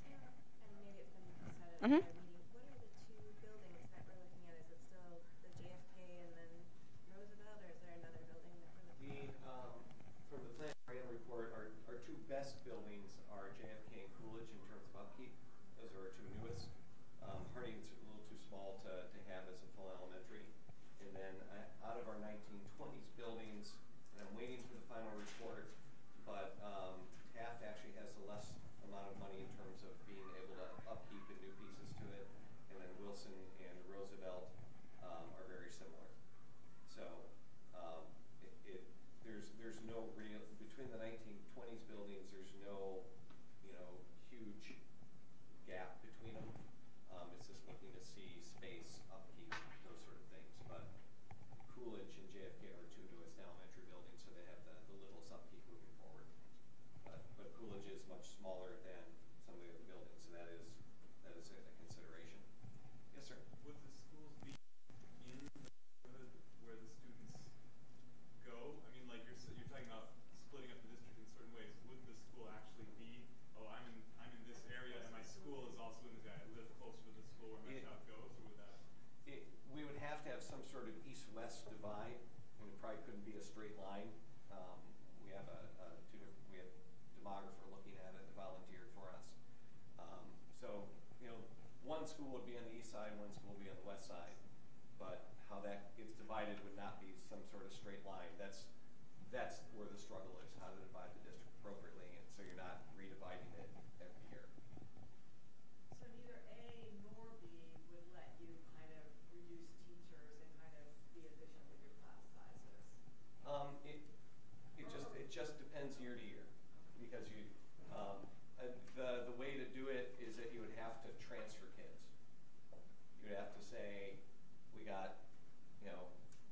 five new residents, therefore they have to go in this building because this is where we have the slots.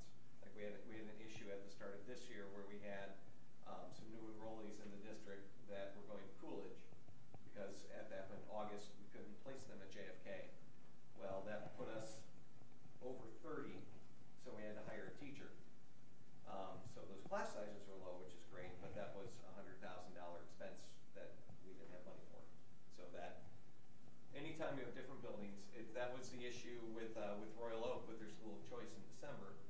Is there was a group of parents at the board meeting saying, you know, my class went up to 30 because of school of choice, and the superintendent said, well, no, it's because I would have had to transfer kids from one building to another, so therefore we decided to go up to 30. So it is an issue. It's an issue of any school district. Yes? In this model, it would be based more on the workshop models and reaching kids with individual conferences with the teacher and small group work that they would do that would be tailored to their level as opposed to what the actual grade level is. But yes, it's basically what we're doing now. Any other questions? Okay, then I'm going to turn it over to the next presenters for our Model C. So we had a number of teachers that worked on this model, different models, and these are our 4 teachers that volunteered to take their time that we could get some.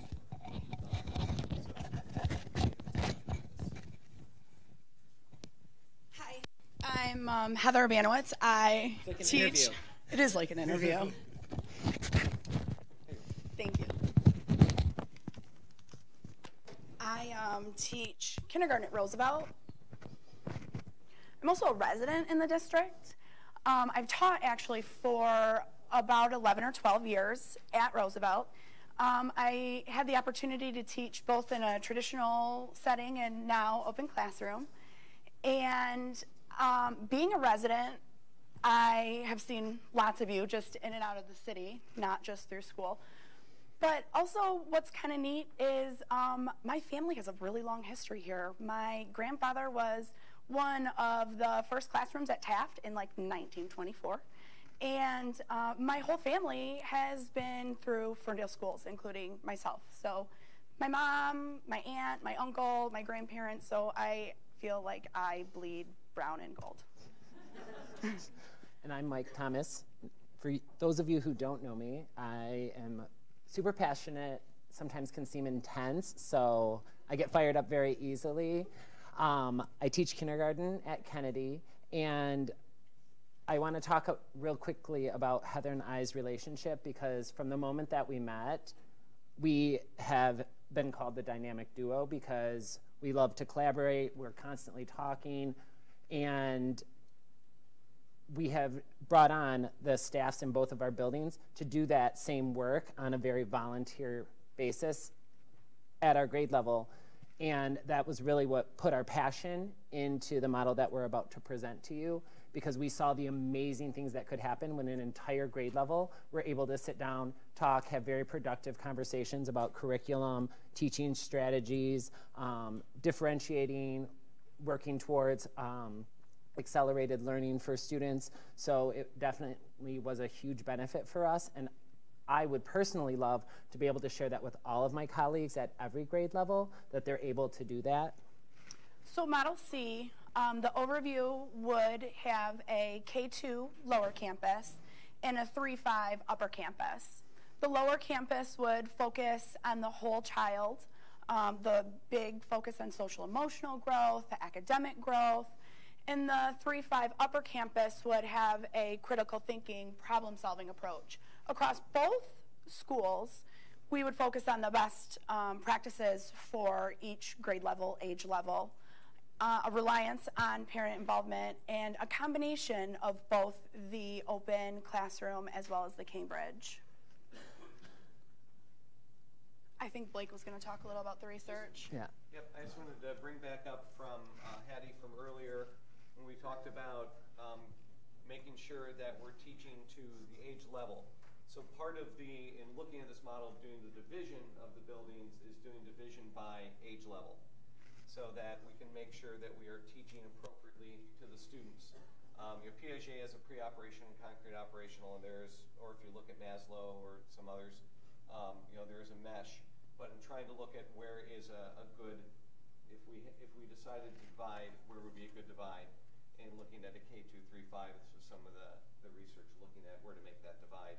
But as I said earlier, there is no grade configuration that research shows is better than another. So it was merely making a choice of where we thought was the best, and also looking at the number of students to try and evenly divide into 2 elementaries. At the K2 lower campus, as we said, it would focus on the whole child. And a lot of those open classroom components would be involved, the project-based learning, current things that we're doing, readers and writers workshop. We would add the flexible learning spaces, add some Cambridge science, hopefully have some Spanish. And it would also have the visible thinking, which is a true piece of what open should be, that students are really getting their thinking out, that they're sharing their thinking. And it's a component that's been lost to our students in the open program in many of the classrooms, and having that ability to put it across all classrooms, because just because something's happening in my classroom and I'm able to share it with the 2 people who are on either side of me, I'm not always able to share it with the other 5 people who are in another building. And so if we are able to sit down and have those productive conversations, we can bring important pieces back. That project-based learning is another huge component that we would really be able to collaborate on. And just coming from a kindergarten standpoint, there's so much front-loading work that has to happen with students so that they're ready for project-based learning, and that we would be able to sit down and talk and plan what that would look like and what a whole year would look like, to make sure that by the end of the year, there really is this amazing project that our students are able to do. So when they get to 1st grade, they have all those fundamentals, and the 1st grade teachers aren't going, oh, well, they came from this classroom or this classroom, and now what things do I have to do for this group to get them here and this group to get them there? It would make it a more leveled playing field. And there's a lot of front loading in general with this age group for a lot of these independent, learners. 4-year-olds don't come in very independent. And even 6-year-olds in 1st grade can still need structure and guidance to get towards independence. So this model would really focus on how to help get you there as a whole building.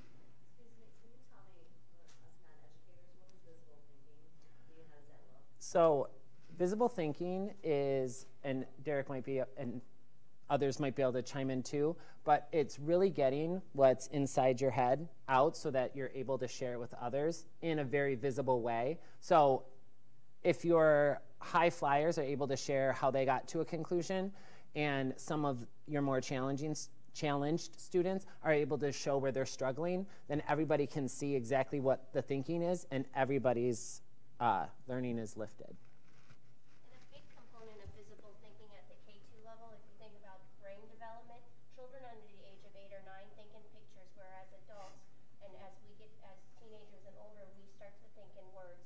But when we tell children, clean your room, what picture do you have in your mind? But if you say, hey, put the truck in the blue basket, there's a clear picture, and visible thinking puts that at the K2 level in pictures for students, for young students. But as they get older, we move away from those pictures and into symbols and words for them to be able to have those thought processes. So it's really based on child development or brain development. The 3-5 Upper Campus has a critical thinking and the problem-solving approach. They too would have many of the same structures as the lower campus, so there's a nice seamless transition. The project-based learning, the visible thinking, the Cambridge curriculum. There will be some additions to have more focused studies and some different kinds of enrichments. So some project lead the way things with STEM is also going to be involved. Some of our teachers at Coolidge are currently implementing. One-to-one technology tied with 21st century skills. It's a big thing in today's world. We're not paper pencil people anymore. And focus studies and more choice co-curricular hours or things as well as Spanish. Nope. You want to do the pros? Sure. So our pros for this model were that we would be able to have balanced class size and the ability to fit the student to the teacher, because currently, if you have, we don't really have leverage to move students very much. So if you have a group of real rowdy ones, you're stuck with a group of real rowdy ones. And if we had 7 classrooms, we could disperse that. So then, if maybe you had those 7 concentrated in one classroom, taking away from learning that might happen there, now you have 1 in each classroom, and the focus not being on behavior, but that focus really being on the learning that's happening there. And because teachers would be able to talk, there could be shifting that could occur much more to fit the needs of students as well. That there would be unity and it would be equitable from the very beginning. And to say that our district is equitable in any sense is not a true statement, and we have to fix that. And I have no other words to use other than we have to fix that. And choosing something that we've done in the past and hoping that it's going to give us different results kind of scares me. So we need to make sure that there's unity across the board and that we have equitable practices throughout classrooms so that we have the same amount of fundings, the same amount of support in classrooms. More opportunities for interventions and accelerated learning, and this answers to Jen's question. We don't only have to cater to the kids who are struggling in your classroom, that you are able to, with this model, if you have 7 teachers who are all teaching reading at the same time, you would have 1 teacher with some of the higher students so that those students are getting focused skill sets to raise them even higher. Your mid students would have maybe 2 of the teachers with them so that they're getting at grade level to hopefully move them into that higher group. And then your low would have 4 very strategic teachers teaching very strategic lessons, because just because students are low doesn't mean that they're all low for the same reason. And we would be able to really hone in on what students are missing or what supports they need, and then moving those lower students in the right direction as well. It's possible because of the numbers too. Right. Having, you know, in a current situation, if we have 3 kindergarten teachers and 7 high accelerated readers, we can't give 1 teacher 7 kids and have 2 left with, you know, 68. If you have a model like this, then you can have all of a sudden that 7 turned into 17. We can then divide out 17 kids and figure out how the rest are going to be met and challenged. We would also have many more opportunities to collaborate grade-wise, and really thinking about those professional learning communities and what that work looks like, because it's more than just collecting data and performing instruction. It's very strategic, and at this point within the constraints of the district, we're not strategic across all buildings. So successes that we're having at Kennedy aren't necessarily being shared with Roosevelt because they might have different priority standards that they're working with or different focuses, and vice versa. So this model would give us a playing field where we can have very meaningful conversation about student achievement. And I even think that teachers would be able to have, so if Heather's really great with science and I'm really great with math, I can enrich her math instruction while she's enriching my science instruction because of the conversations that we can have. Because in elementary, we're teaching, you know, 7 subjects, and we can't be experts at all of them. But if each person has a passion and is excited about one content area, and then we're constantly sharing that out and thinking, oh, what could we do better? What could we do better? And even when you are the expert, sometimes an outside perspective makes you go, oh my goodness, I never thought of that, and think about what we could do to make that better. Enrichment would be built into the school day, so co-curricular times, focus studies, similar to what we have currently, but we would be able to expand on that, and especially when we talked about at the 3-5 level, where students are making some of the choices in what their like their co-curricular time would be. Spanish from kindergarten, and we know that students who learn a foreign language at an early age, one, have that foreign language, but they're more susceptible to learning another foreign language later on in the future. So if we're thinking about making global students to compete in a global world, this is a very important thing that we could do. And obviously, Spanish at kindergarten would look very different than Spanish at 5th grade, and we would make sure that, you know, it was developmentally appropriate, but it is it's a great component to this. The one-to-one technology, definitely happening at the 3 to 5, but you better believe that the K2 teachers are going to be like, hey, we need to prep these kids, so we need that too. And administration is very supportive, right? Yeah, so if they need to have those skills, and that's what this whole model is about, is really front-loading our students so that they are ready to compete in the world when they leave Ferndale schools. Excuse me. And that the program components that we talked about from Open in Cambridge would still be in the content and the grade levels. Yeah. No, so yeah, so really what we would be able to do, and one of the staff members said, Ferndale is creative. Why aren't we creating something on our own? And this choice really does give us the chance to create something on our own. The term is cherry picking. Like, we can decide what we like from this, what we like from this, what we like from this, and really put something together that, one, benefits all of our students and that can make us be an attractor instead of just losing students to go to other attractors. So are you be purchasing the science portion, or will we just be, you would be taking what you know of the Cambridge program and implementing it? So the middle school would have their 6, 7, 8 Cambridge curriculum. So K5 gets Cambridge materials. So we would be able to take parts of it that we saw fit, that we thought would thrive and that we could use. Model C also has some challenges. Transition from 2nd grade onto 3rd grade. We lose some families at transitions. Transportation for families could be an issue if you have multiple children going to multiple schools. Of course, there's solutions to that. We could do some kind of shuttle service where, you know, there's a specific drop-off school and a pickup school, so then once your child or children is dropped off, they can then be transported to their respective school. And it's a move away from what we're used to, from our separate open classroom program. Another challenge is that in each building there's a limited age range.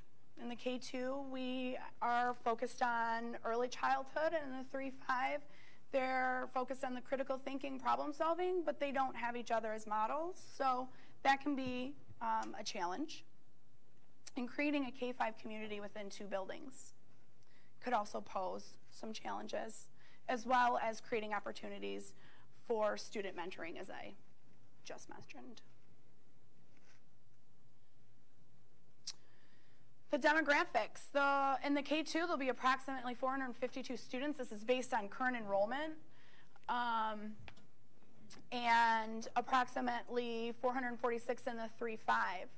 When you look at what the diversity will look like in each building, the lower campus will be 48% African American, 46% Caucasian, and 48% economically disadvantaged. And the upper campus will nearly be the same thing, 52% African American, 41% Caucasian, and 48% economically disadvantaged. And questions for? Yeah. Yeah. Regarding the demographic change, how does that affect Title I funding? Good question. We'll still be at Title. Both of those buildings would be over 30%. Oh, okay. Okay, so it would be school-wide still, but in all of the models, it depends on where the students would go, would affect Title I. In this particular model, both schools would be Title I schools. We would still get Title I funding, which is federal funding based on free and reduced lunch. The governor also has a proposal to increase 31A money, which is state money, which would be divided across buildings as well. Yeah. First of all, I mean, the mentoring thing you can still do, right? I mean, Montessori is based on a 3-year model. Right. It is. Right. Correct. Mm-hmm. And I think my other question might be for you is with Spanish, does Cambridge have proficiency standards? Not that I've seen, but I actually just learned yesterday that there are art standards that I didn't know about. So there may be. I'd have to find out. Because I've mentioned this to Dean. I mean, the American Commission for the Teaching of Foreign Language has proficiency standards, and to do this right, I mean, it doesn't mean, you know, people need to be perfect speakers by the end of 5th grade, but you need to be able to say, this is, I mean, can-do statements. This is what our students can do with Spanish at the end of the 2nd grade, 5th grade, 6th grade. Otherwise, you know, it's just colors. It's right.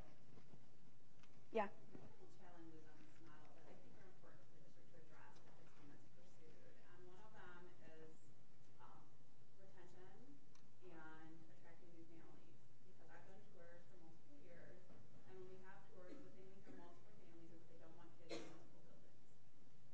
And whether or not that can be addressed, I'm not saying it can't be, but I'm just saying that's a consideration.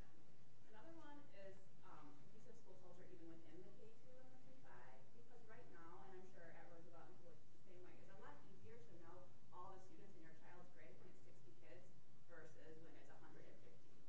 So those bonds that we're building across communities and with all children are going to be more challenging for families.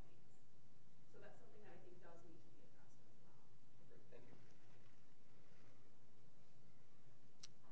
Yeah. I don't know, maybe I missed this, but do we have an idea of what those demographics that we showed would be with Model B when it's neighborhood schools? We don't have the lines drawn. We have someone working on that because of,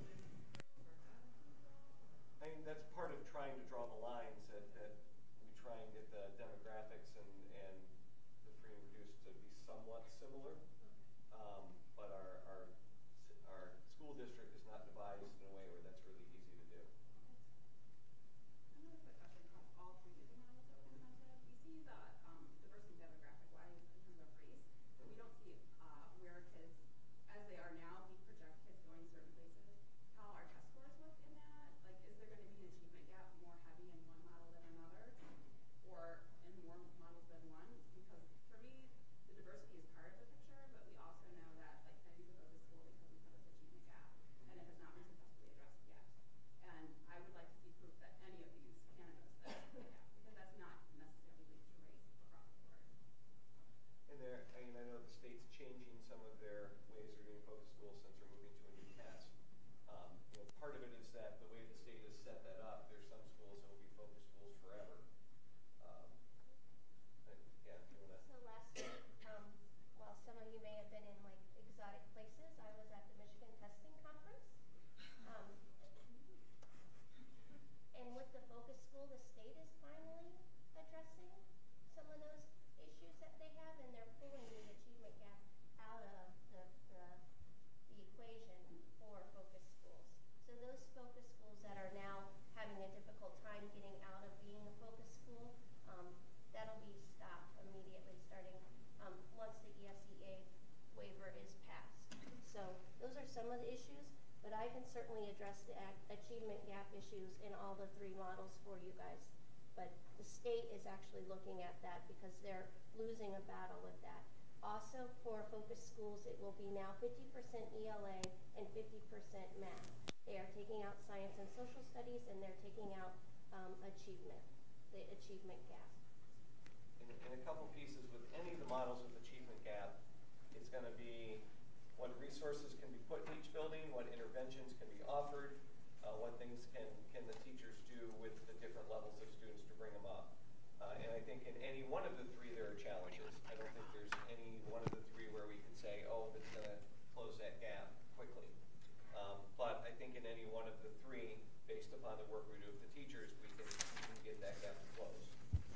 So I wouldn't say that any one of the three models would close it any quicker or better than another. Just a quick question. Are these, the three plans we looked at, are they the only three plans being offered? Because my question was, if the issue was in this last plan that the two schools separate didn't work, I didn't see a plan saying it was just one school, one building. Is that a feasible option, or is that just not being looked at? It would cost, we'd have to build a brand new building in terms of like putting everyone together K-5. Is that what you're saying? There was an original discussion we had, like add on to Kennedy so you can make Kennedy big enough to house all the kids. Right, so I went to our legal counsel on the bond because we could use remaining bond funds, but because of the way the bond is written, it cannot be used for additions to buildings. So it had to be two school buildings. Right, and even adding on to Kennedy, we couldn't get a total K-5. You could get one more, maybe a grade and a half in there. The only way to house all K-5 together would be to build a brand new building. And for a building that size, it'd be about 20 to 25 million. Yeah, that's what I thought. And I was a former administrator in Florida, and I had a building of K-5, and we had 1,000 students on 42 acres, and there's a lot of issues with that. Oh, I can imagine. I'm just curious that was even. When I got the walkie-talkie to go help a child with behavioral issues, I would get in my golf cart. I got a little suntan, but. Where does Montessori fit in? Great, and I was just going to talk about that before we wrapped up. Actually, do you want to? No matter which model we went with, we would fit the Montessori model in one of those models. We have it worked out for each model. In the K235 model, that's the most difficult one because we want to make sure that our Montessori program is grades 1 through 3, and in the hopes to add on to that 4 through 6. So we have it worked out for within each model. One of the things that I wanted to end with before Blake spoke is that in all three of these models, we can achieve at greater rates than we are currently. And the instructional team, our job was to make sure that every model was built with positive intent and that with every child in mind. There's not one model that the instructional team, including the instructional lead teachers, that we could not live with or without. We believe fully in each of these models. One of the things that I think will make it easier for all families to understand is if we were going to stay with the three current schools that we have, one of the big things that we wanted to focus on instructionally is that the lack of professional development for families or teachers who go through open or teach open. We've had no true open training in the past 6, 7 years that I'm aware of. I know when open began at Roosevelt, it was up to my staff and myself to go out to Ann Arbor to learn from them, to bring them in and to understand that full constructivist model. And we brought that into our school. What we found was it wasn't just good for those open classrooms, but it was our model, it was our philosophy to begin with, but we found that that blended work. One of the things we wanted to do this year and for next year is to gain on that and provide that training for teachers to have that. Some teachers automatically have that style and some do not. So no matter if we were moving forward or not, we want to have more professional development for our teachers. They're a part of the school and they love to have the professional development, they want that, and they know it makes a difference. What I want to leave you with today is what a daily schedule would look like for your child no matter what school model we went with. On the schedule, it has an example of elementary daily schedules. There's a K2 lower campus training or the K5 block. The front page is for our youngest students, and the back page is for our oldest students. So on the front page where it says K2 lower campus or K5 model, the morning would begin with classroom meetings where we focus on positive behavior support, building that self-regulation. Research shows that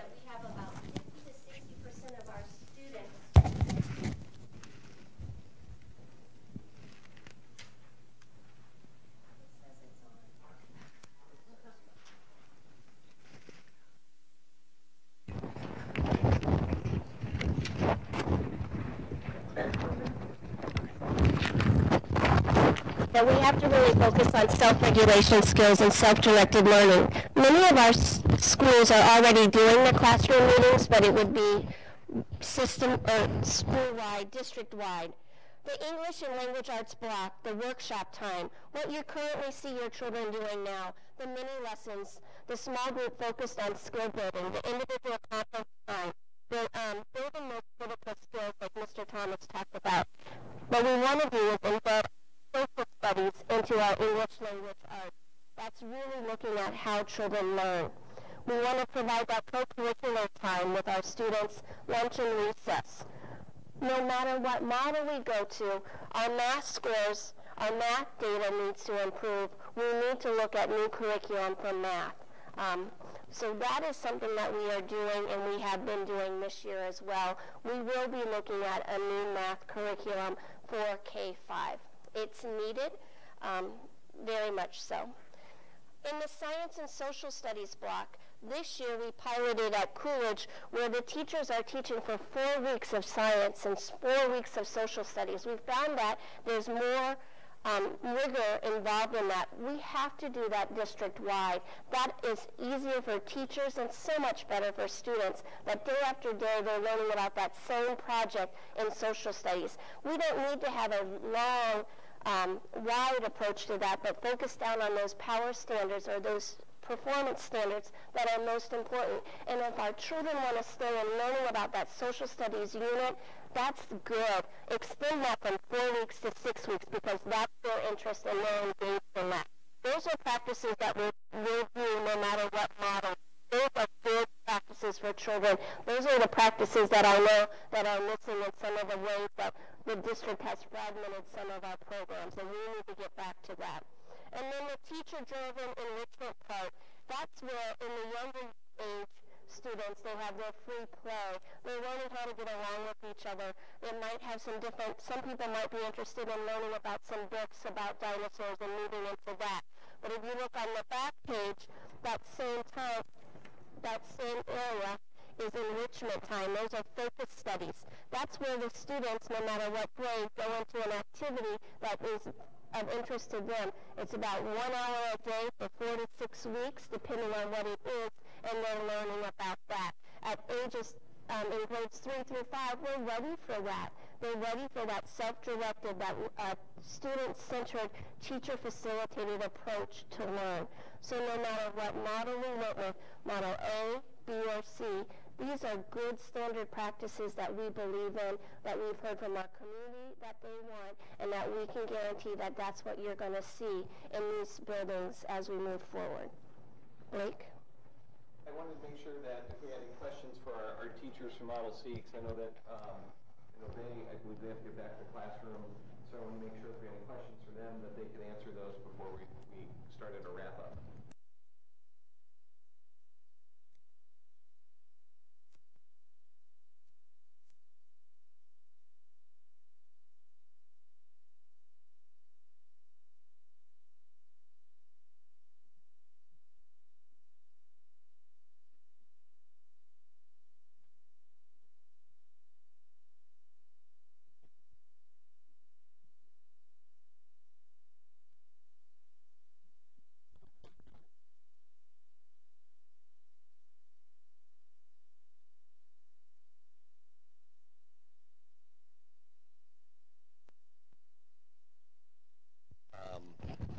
But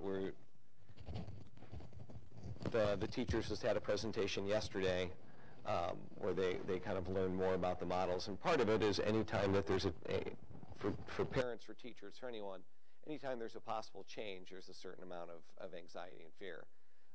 So, I think you'll see a difference between the different buildings of what their preference is. But at the end of the day, it's not necessarily it's not about my preference, teacher preference. It's about what will work with kids, and any one of the three will work with kids. Regardless of what's chosen, any one of those we can make work and the teachers can make work. We would not put up a model that we wouldn't think would work for achievement. That also being said, if there's and I've said this every meeting, if there's something else out there that someone has that they see something different that we don't, or you see a solution to one of the problems one of the concerns that maybe we haven't seen yet, great. I don't believe there's any one of those problems that isn't solvable in some way. Some are more difficult than others. And I will tell you, I know that, generally, I try and keep my ear to the ground, and word on the street is, Blake prefers Model C. Well, it depends on what day and what time you ask me.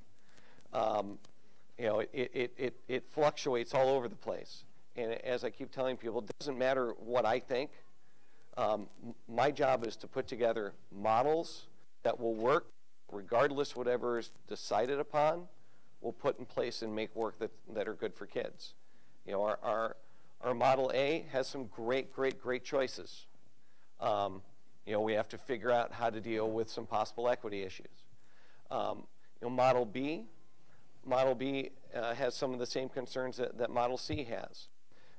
Model C, although it addresses more of an equity concern, there's a retention concern, and there's a sustainability concern with that.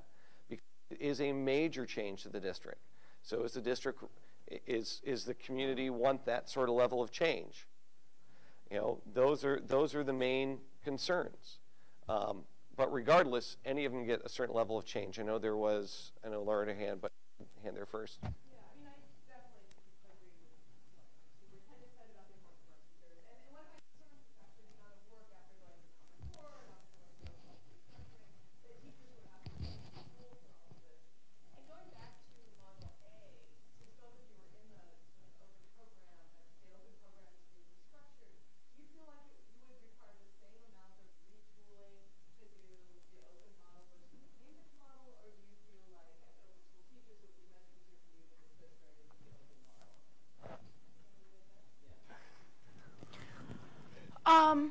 I think that's going to depend on each individual teacher and their comfortability with the open classroom.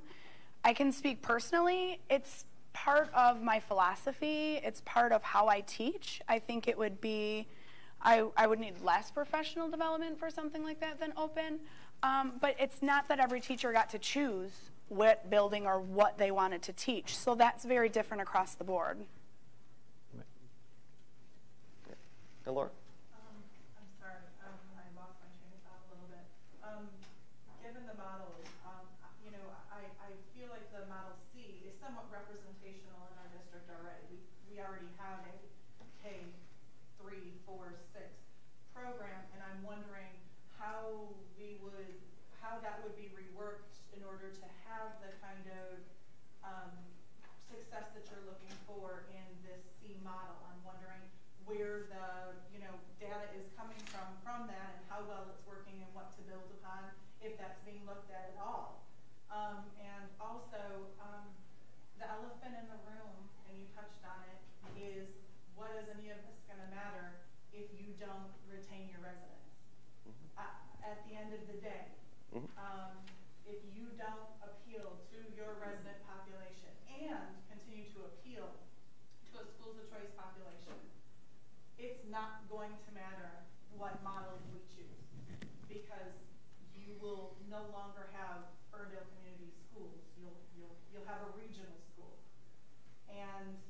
And as we can see in between JFK and Roosevelt and Coolidge, just in terms of that small sampling, JFK, really wants to retain the open program. It's completely understandable.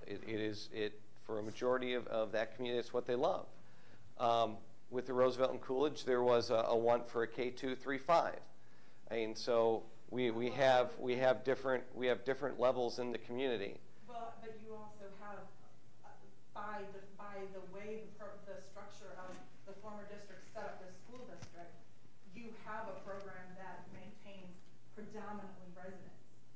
So I would argue, because I have the data, all buildings retain their residents. I'm saying is comprised predominantly of residents. Right, because of the lottery, because of the way it was set up, you have one school in this district that is inequitable to others because it contains the largest majority of resident families. Right, because of the system that was set up. That's correct. It's right. Not to any fault of any parents or None parent administration. Right. That being said, is there weight there? Is there weight being put there? that resident families who have been here 9 years, kind of hoping for all this positive change. Yep. You know, Yep. that's the truth. The truth is if you lose your resident community, you're going to lose your community schools. Yep. I mean, I have to say, I'm a resident, and I look every day at other schools because I'm not sort of happy with what's going on right now. And Yeah. so, you know, I think there are a lot of people here who also aren't satisfied. And I guess one of my questions to you, Laura, would be, if we get everything that's in the open school right now in any of these models, what does somebody leave the district? That's a question you'd have to pose to Mr. Pruitt. Okay, I mean, I'm saying, Right. so you're saying because of the essence of open classroom and all the models? no, I'm saying actually the best practices of open Right. classroom and all the models. Well, we can, because it would lose major components of the open classroom program that aren't just best practices. But the Which problem components? is that those components Have are been not in brought up. every classroom right now. And I, as a teacher, hold on, as a teacher, this is my challenge to you, is that if something in this, one of these models does not work, come up with a hybrid. Because I will tell you, my personal opinion, I absolutely love C. I think that being able to collaborate across grade levels will increase our student achievement far beyond. But hold on. But I also think that at 3-5, students and parents and the teachers of those students can help to make informed decisions for students to choose a program. So I think that at the 3-5, we could have 3 different programs going on. It could be a best practice. It could have Cambridge. It could have open, so that we're meeting the needs of students where they are as learners. So you see these models, and I've heard Blake say it multiple times, if you have something better, share it with us. Well, that's not my job. My job is to be the parent and to advocate for what I have, the decisions I've made in this district for the best interest of my children.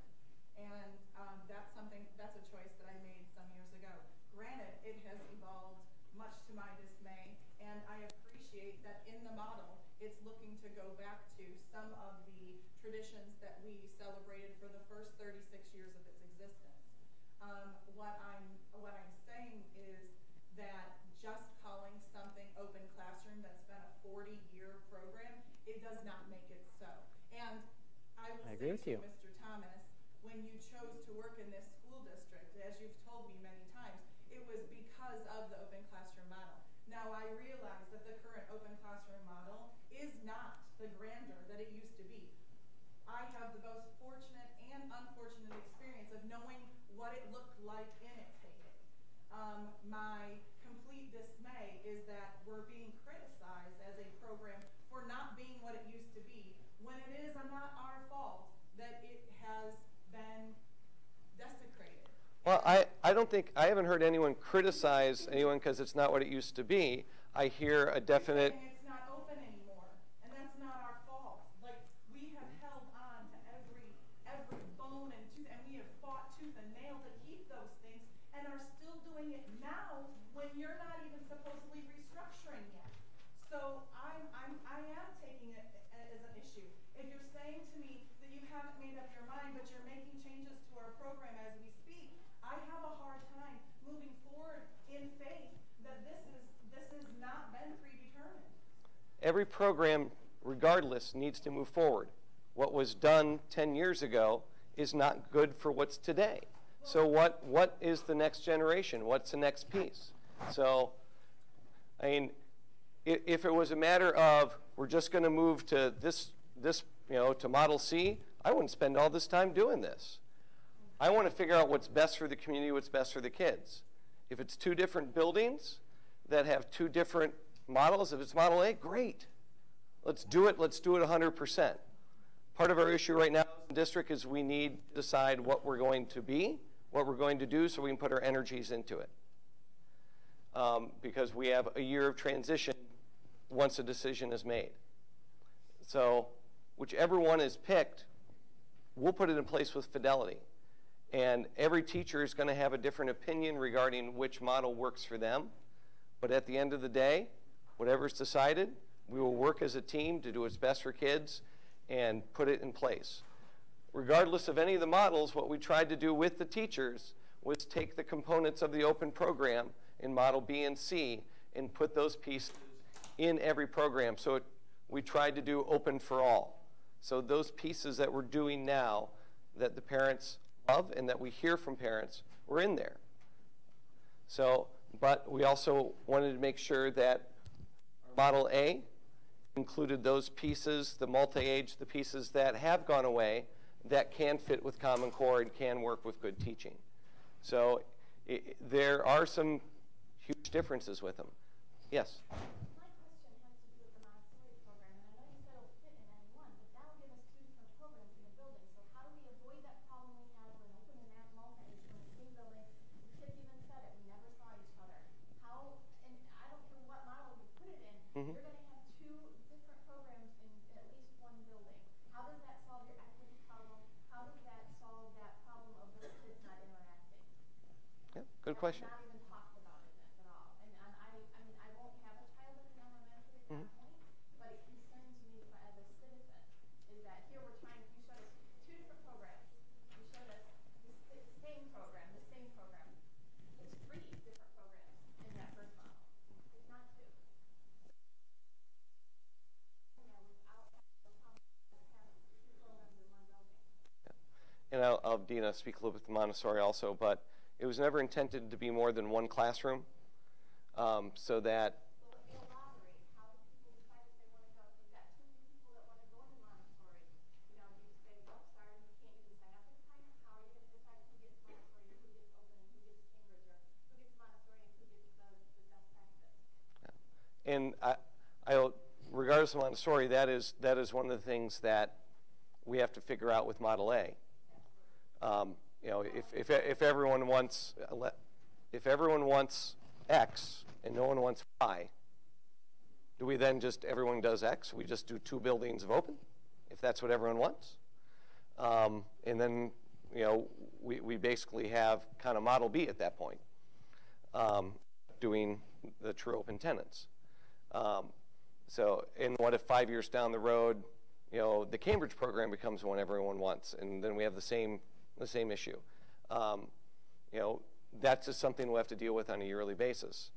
You know, the goal of Montessori was to get the students that are leaving us to go to other Montessoris, to bring them and then enculturate them into the building. No. No. Yeah. No, and that is, you know, something that we've talked about is what if we get a critical mass where we have more than yeah. So I mean that is an issue, and then we, regardless of any of the models, right, we'd be at the same spot of winners and losers. Yeah. Yep. Just because, and it's really because it's starting, and it's just one classroom, so that's why it wasn't necessarily in the mix. But thank you very much. People should be aware that it's there. Yes. And it's intending to be there. Yeah. It'd be disingenuous to start it next year and then not have it. So correct. obviously, if you're starting it next year, it's going to continue. Right. Yep. Yeah, and I mean, I'll write you. I told you I'm going to write you about this because I'm a modest mom and a Kennedy mom. One of the reasons people leave is because you can't keep your kid in the third year of Montessori. I mean, as soon as you let people stay in the third year of Montessori and the kindergarten at Montessori, nobody's going to be panicked because they can't get into Kennedy and then leave the district. And so, you know, that's a really easy fix to make. Yes. People in district is just to say, okay, you can have a choice about your children's free school education, free school K education, and then your kid can, you have a choice. And you're not going to get in a lottery, and you can still stay in district, but you have a choice about your kid's free school education. Right. The only thing that comes into play there, and this would be in many different ways, you know, if you finish up Montessori in kindergarten and then, you know, because the option is they need to get in JFK and there's no open seats in JFK. I mean, and that's part of this perception issue that has haunted the district for a long time. That is hard to break. Yep. Yeah. Yep. Yep. Yeah. It's a more concentrated problem than we already have. And even if it's one classroom, I have a big problem with that coming at the beginning of our restructuring process. The timing is terrible. It doesn't give us trust in your process. It hasn't been communicated well to us as parents, and I feel like this is a huge misstep. A huge misstep and a repeat of an old problem. So I know we have 11:30. So if you have additional questions, if you can please put them on the stickies, we will be around to answer questions for as long as you need. Oh, yeah, Laura? Yep. Yep. One of the most disheartening and what I feel is the biggest disservice when talking about the open classroom model is that it keeps being reduced and minimized to just best practices. I feel like that's been a fail in this district overall for the past 4 years. Open classroom was started as a philosophy very similar to a Montessori background philosophy, same kind of structured ideals and practices and methodology in place. But in this district, it's been reduced to just best practices. So I take real insult and issue with you just minimize that open classroom is in all of this. Parts of some of our philosophies are in some of this, not open classroom as a whole. And the reason you have the passion for open classroom in this community for 40 years is because the parents believed in that philosophy, and you are removing that philosophy by dismantling it and only taking out the parts that you value as being best practices. Let me start by saying it's a team effort, teachers, administrators, everyone looking at this and taking what we're currently doing in open and putting it in these different models. To the standard where after we've been pillaged. It's not fair. It's not fair to say we know it's not what it used to be, but this is what it is now, and so it's not. Because this is what's working that people like in the classrooms right now. I hear from parents all the time. I love my teacher. I love what's happening in the classroom. And you don't so let's. Hear I love open classroom? Yes, I do.